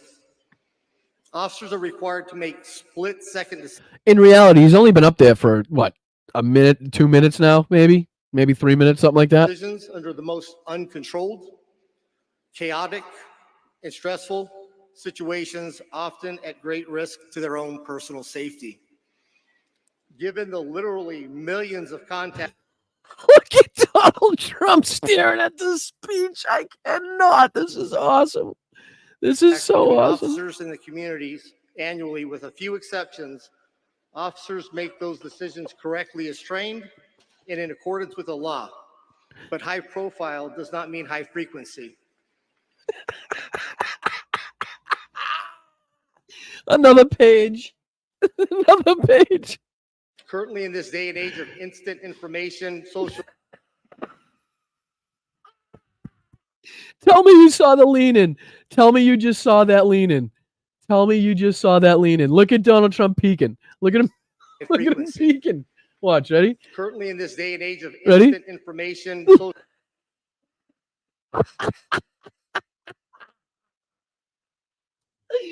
He's peeking at how many pages are left. This is fucking fantabulous. media and videos, there's an unrealistic expectation of absolute perfection. It is not possible to be perfect every time because we hire from the human race. People are not perfect. The guy's fighting one big bout of dry mouth too. I feel bad. Good people can make mistakes. However, the constant orchestrated villainization of police officers has eroded the public's trust. It has encouraged an air of obstinance, disrespect. Somebody says, I wonder what his time is. Hold on. Johnny B. I wonder what his time is. Get off the stage. Trump's behind you. Respect and assaultive attitudes and behavior towards police officers. Look at Trump's face. Hold on. Fuck. What am I thinking of? Doll. Come on. Please just work for me.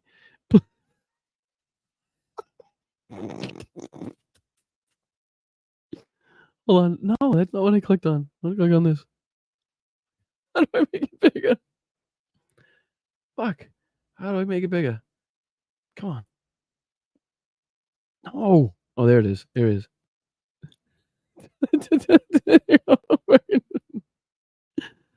Where'd it go? Shit, now I'm big. I lost it all. Hold on.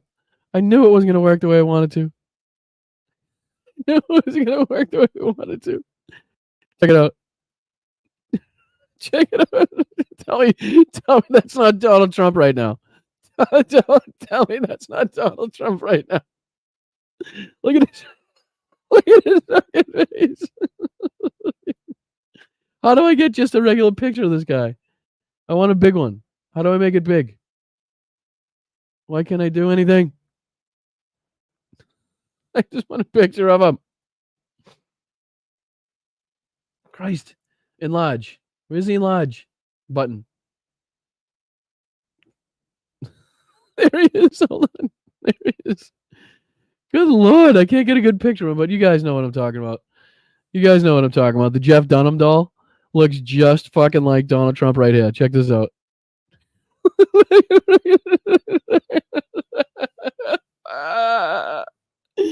Oh, man. I fucking love it. All right. Right click, somebody said. Hold on. I just want to try one more time. I think it's worth it. Right click, open tab, link, create, copy image, open image. No, I suck at this. Don't worry about it. You guys get the point. That's fucking too much. Here we go. What was that name we called her? Was that Comrade Kamala? Was that what it was? The fake smile. I can't stand it. His lips go from to like as soon as he turns around.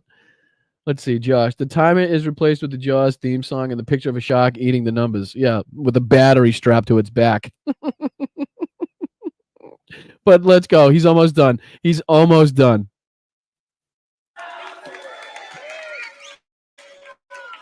Kamala, Comrade. Well, what we do know is she supported defunding the police, and the best term is they wanted to reimagine policing. I don't know what that means. She is part of the radicalized movement to degrade public safety and make our communities less safe. And always had our backs. Thank you for that. Right, so Trump's hoping that's the end. He's hoping that's it.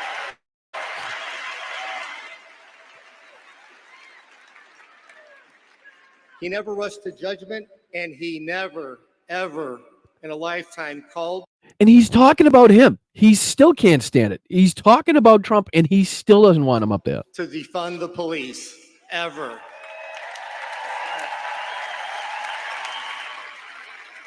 And we owe him a debt. Another page. This guy's like fucking Bob Seger. He's turned more pages than Bob Seger, for Christ's sakes. Of gratitude for that. Let's also forget when President Donald Trump was president, he closed the borders and locked the door.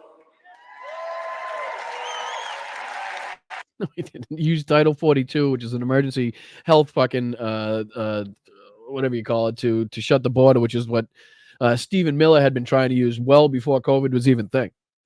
So again, Donald Trump looking at the speech. I'm going to skip ahead a little bit. Harris is allowing millions of illegal immigrants into this country. Look at Donald Trump. Look at Donald Trump. He's looking like, who can I make eye contact with that will get the message that this guy needs to get the fuck away from my podium. Turning each and every state into a border state and flooding American streets with drugs and crime. The Democrats haven't quite figured this out yet, but it's not rocket science. But open borders equals more crime. Close the border. Donald Trump with another peek. With another peek at his speech.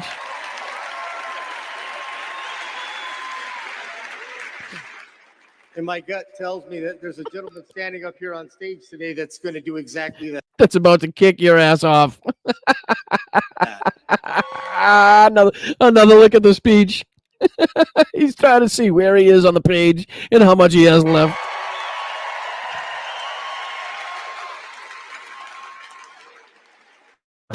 President Donald Trump has in the past and will again. Look at his face. Clip it. Fucking clip it. This is going to be a segment. We have to make this its own segment. Holy shit. Donald Trump's fucking face in this has to be its own video. Make America great again by tackling lawlessness head on.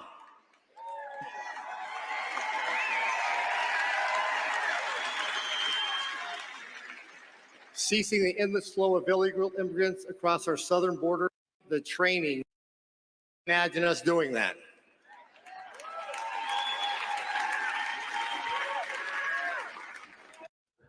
It occurs each and every day at the border. Thanks to Comrade Kamala with these open borders, the only group that she's in. Another look by Donald Trump to his team.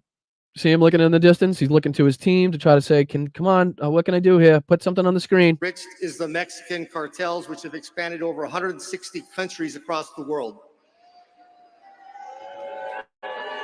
Trafficking and treating them like dogs. Hold on. The flow of illegal drugs in this country is unmatched in history.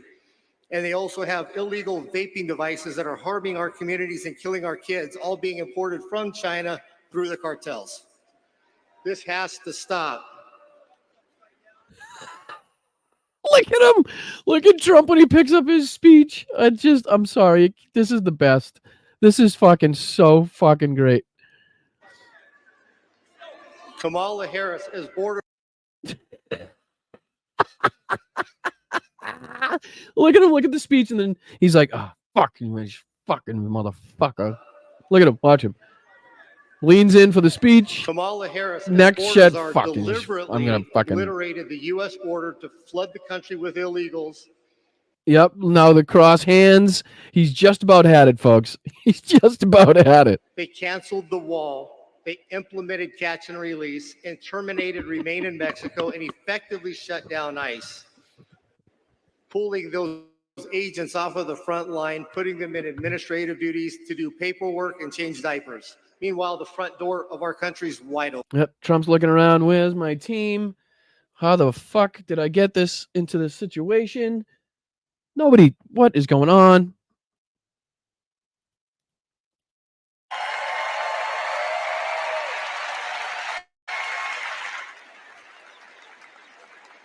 I've got a serious question. Has the border czar, Kamala, even... I mean, fucking, this guy is really, really like testing it though. I mean, has this guy not ever seen like what happens when somebody comes on stage at a Trump rally? Did he not read the book? Like short, sweet, praise Trump, get the fuck out of here. It's a short book. It's really not long. It's just a couple pages. Not even a couple words. Fucking Jesus Christ. Toward the southern border? Didn't think so. Has President Donald Trump toured the border? Yes, he has.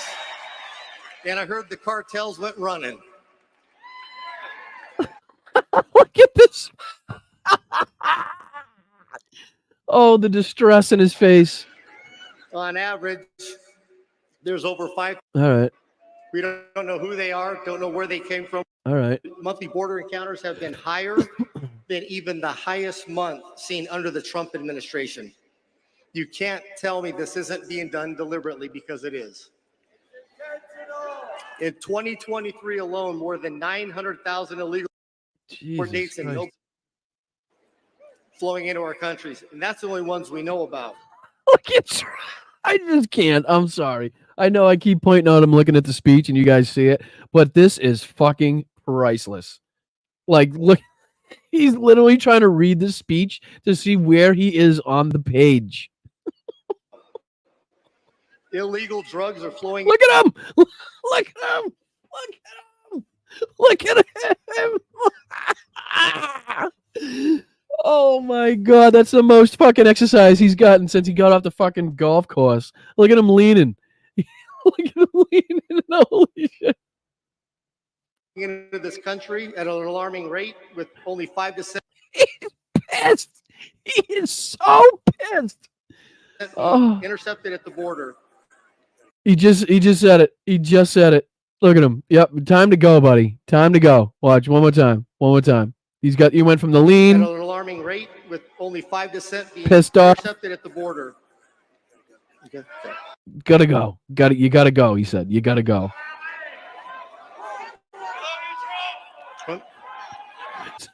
So watch this guy scrambles, right? He's on page fucking 4 of 29. And he has to go from page 4 all the way to his end page. He's got to find his end page here. He's got to find where he goes out. You got it. Folks. He shuffled about 27 pages. Let me finish up here, please. This country, our family, our communities, and everything who is president that cares. It is clear who supports. He keeps going. Shown commitment to the rule of law of the men and women. He keeps going. Place their lives on the line every day. So if you support national security and want to secure our borders, vote Trump. One more thing before he fucking actually lifts me away from the podium.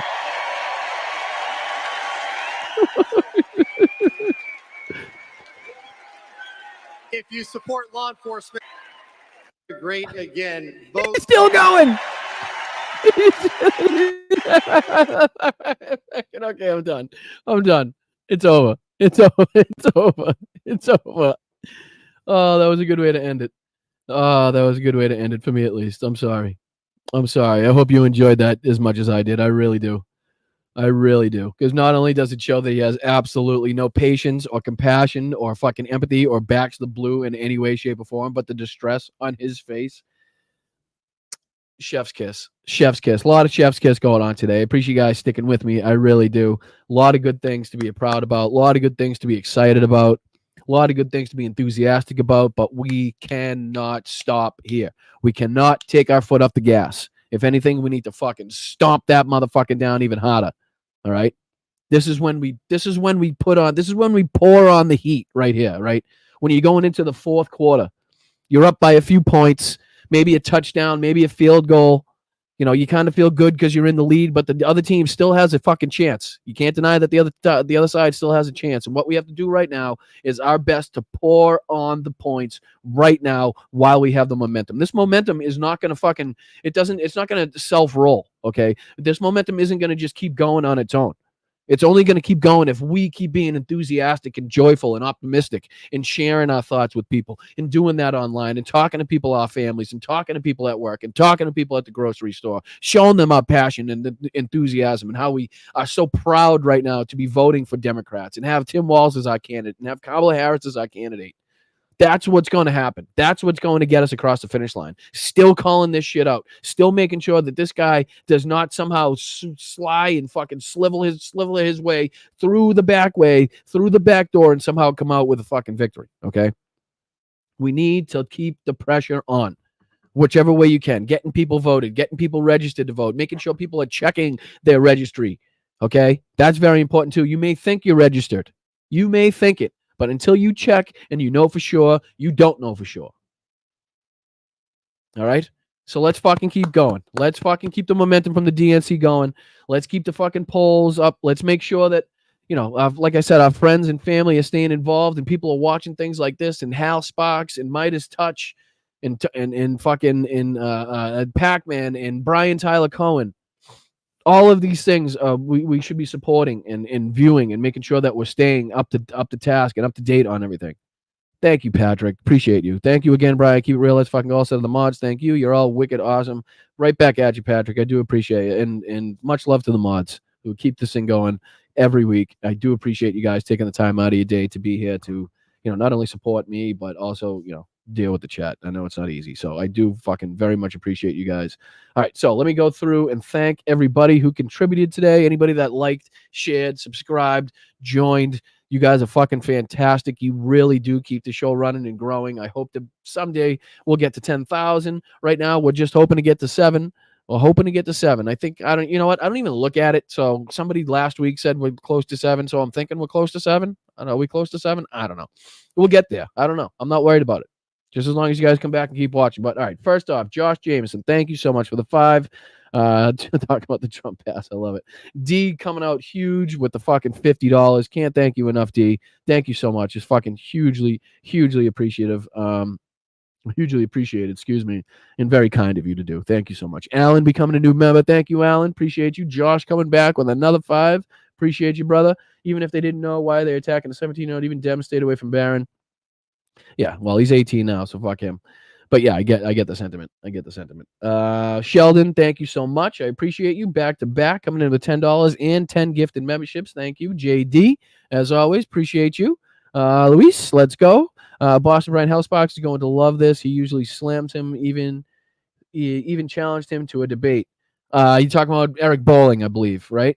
I think he was talking about Greg Kelly when he was doing that debate, but I'm sure Hal will debate anybody. As like I said, if Eric Bolling wants to contact me and hop on the show, I know your free time is a little more now because you're not on Newsmax. I know Eric, you got some free time. So let's, if you want to promote yourself, if you want to be able to have your face on here and get your ass stomped by a Democrat,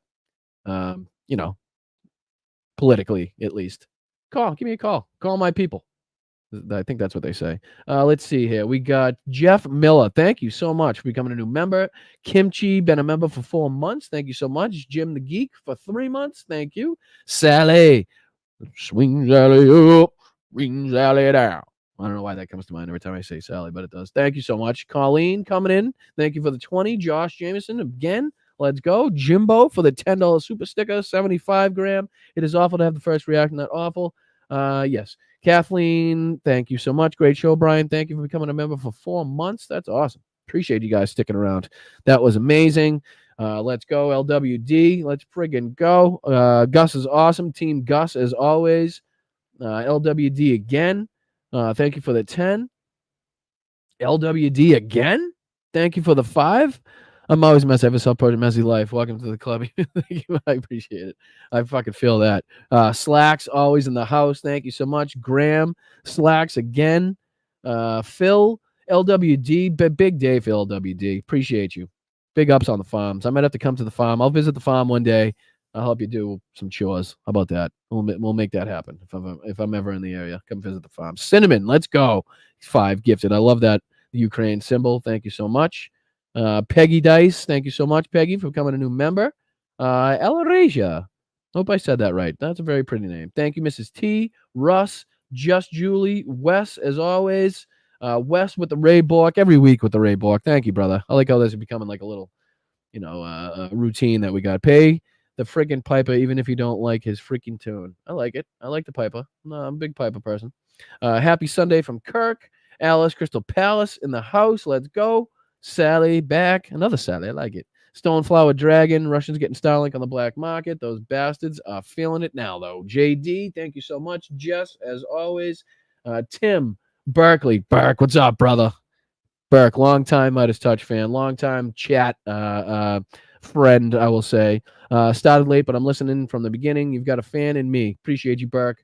As always, fucking huge supporter of any of all Democratic channels. Just a great guy right there. He's been around. Kitty, appreciate you. Josh, again, appreciate you. Cindy, Tim, Danny, we love and respect you. Sissy is right now. We need more people like you. Sissy is right. We need more people like you in this world. Somebody that stands up for Gus. That is why we see you as a brother and Mel as a sister. We love you and Mel. Right back at you guys. Right fucking back at you guys. And I love the relationships that I've built through this community.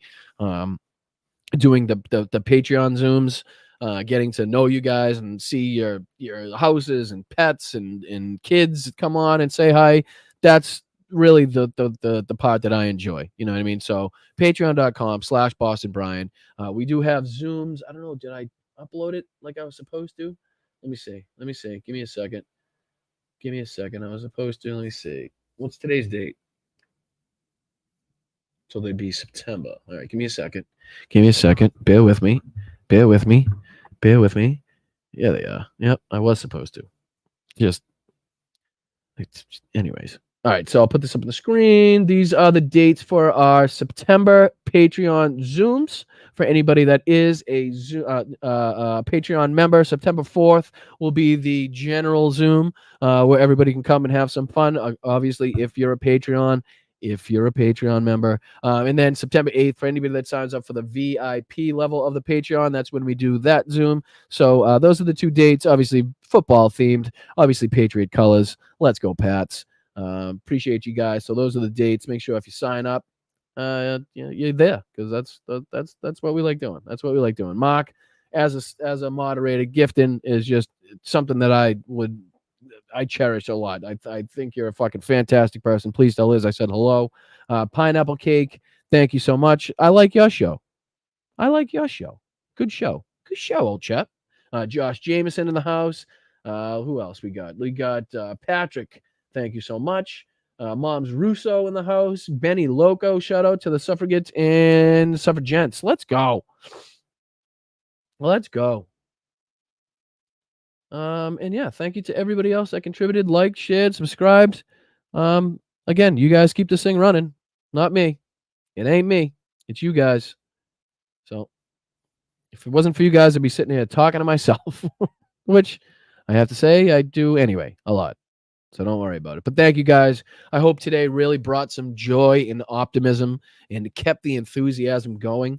The show was, I think one of the more positive, whether it be Ukraine, whether it be, our lead in the polls, whether it be like I said, the DNC push, the DNC bump that we should see, whether it's like I said, the passion on the faces of the people at the DNC, everybody rallying behind Gus, #Team Gus.